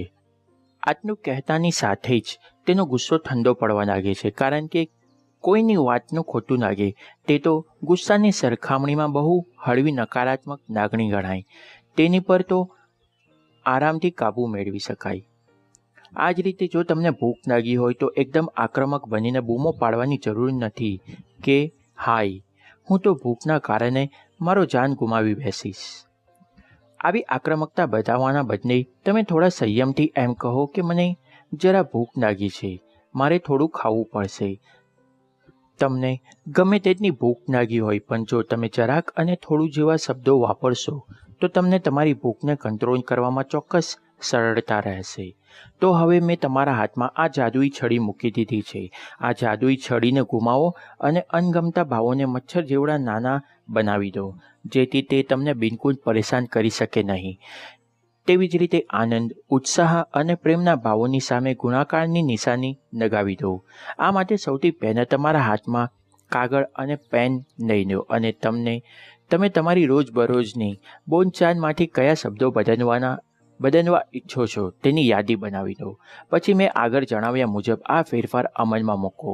આ કામ તો માત્ર મ્યુઝિક પ્લેયરને ઓપરેટ કરવા જેવું જ છે. જે રીતે તમે ગીત સાંભળતી વખતે કોઈ ચોક્કસ વાઘનો અવાજ સાંભળવા માટે અમુક સ્વિચ ઊંચી કરો છો, તેવી જ રીતે તમારે અમુક ચોક્કસ લાગણીઓ વધારવા માટે અને અમુકને દબાવી દેવા માટે શબ્દોની છડી વાપરવાની છે. એકવાર આ સ્વિચનો ઉપયોગ આવડી જાય પછી તમે તમારા મનગમતા ગીતની પૂરેપૂરી મજા લઈ શકશો. મ્યુઝિક પ્લેયરની જેમ જીવનમાં પણ આ જ સત્ય લાગુ પડશે. નિત્ય જ્ઞાન ઓડિયોઝ. આગળના ઓડિયો બુકમાં આપણે જોઈશું પ્રકરણ 10. બંધનોને ફગાવી દો, સીમાડાઓને ઓળંગી જાઓ, સફળતાના શિખરો સર કરી દો અને સફળતાના માર્ગે ઉત્સાહપૂર્વક દોડતા રહો. જીવનમાં ઉપમા તેમજ રૂપકોની અસર. નિત્ય જ્ઞાન audios. Awaken the giant within. લેખક એન્થોની રોબિન્સ. તમારી અંદરની પ્રચંડ શક્તિને જાણો. જો તમને આ ઓડિયો બુક ગમ્યું હોય તો આને લાઈક અને શેર જરૂર કરજો. મારા માટે કોઈ સલાહ કે સૂચન હોય તો તેના માટે કમેન્ટ જરૂર કરજો. આવા જ ઓડિયો બુક વધુને વધુ મેળવવા માટે આ ચેનલને સબસ્ક્રાઈબ જરૂર કરો અને નોટિફિકેશન મેળવવા માટે બેલ આઇકન જરૂરથી ઓન કરી દેવો, જેથી મારા અપલોડ કરેલા ઓડિયો બુક તરત જ તમને મળી જાય. આ ઓડિયો બુક સાંભળવા બદલ તમારો આભાર. તમારો દિવસ શુભ રહે.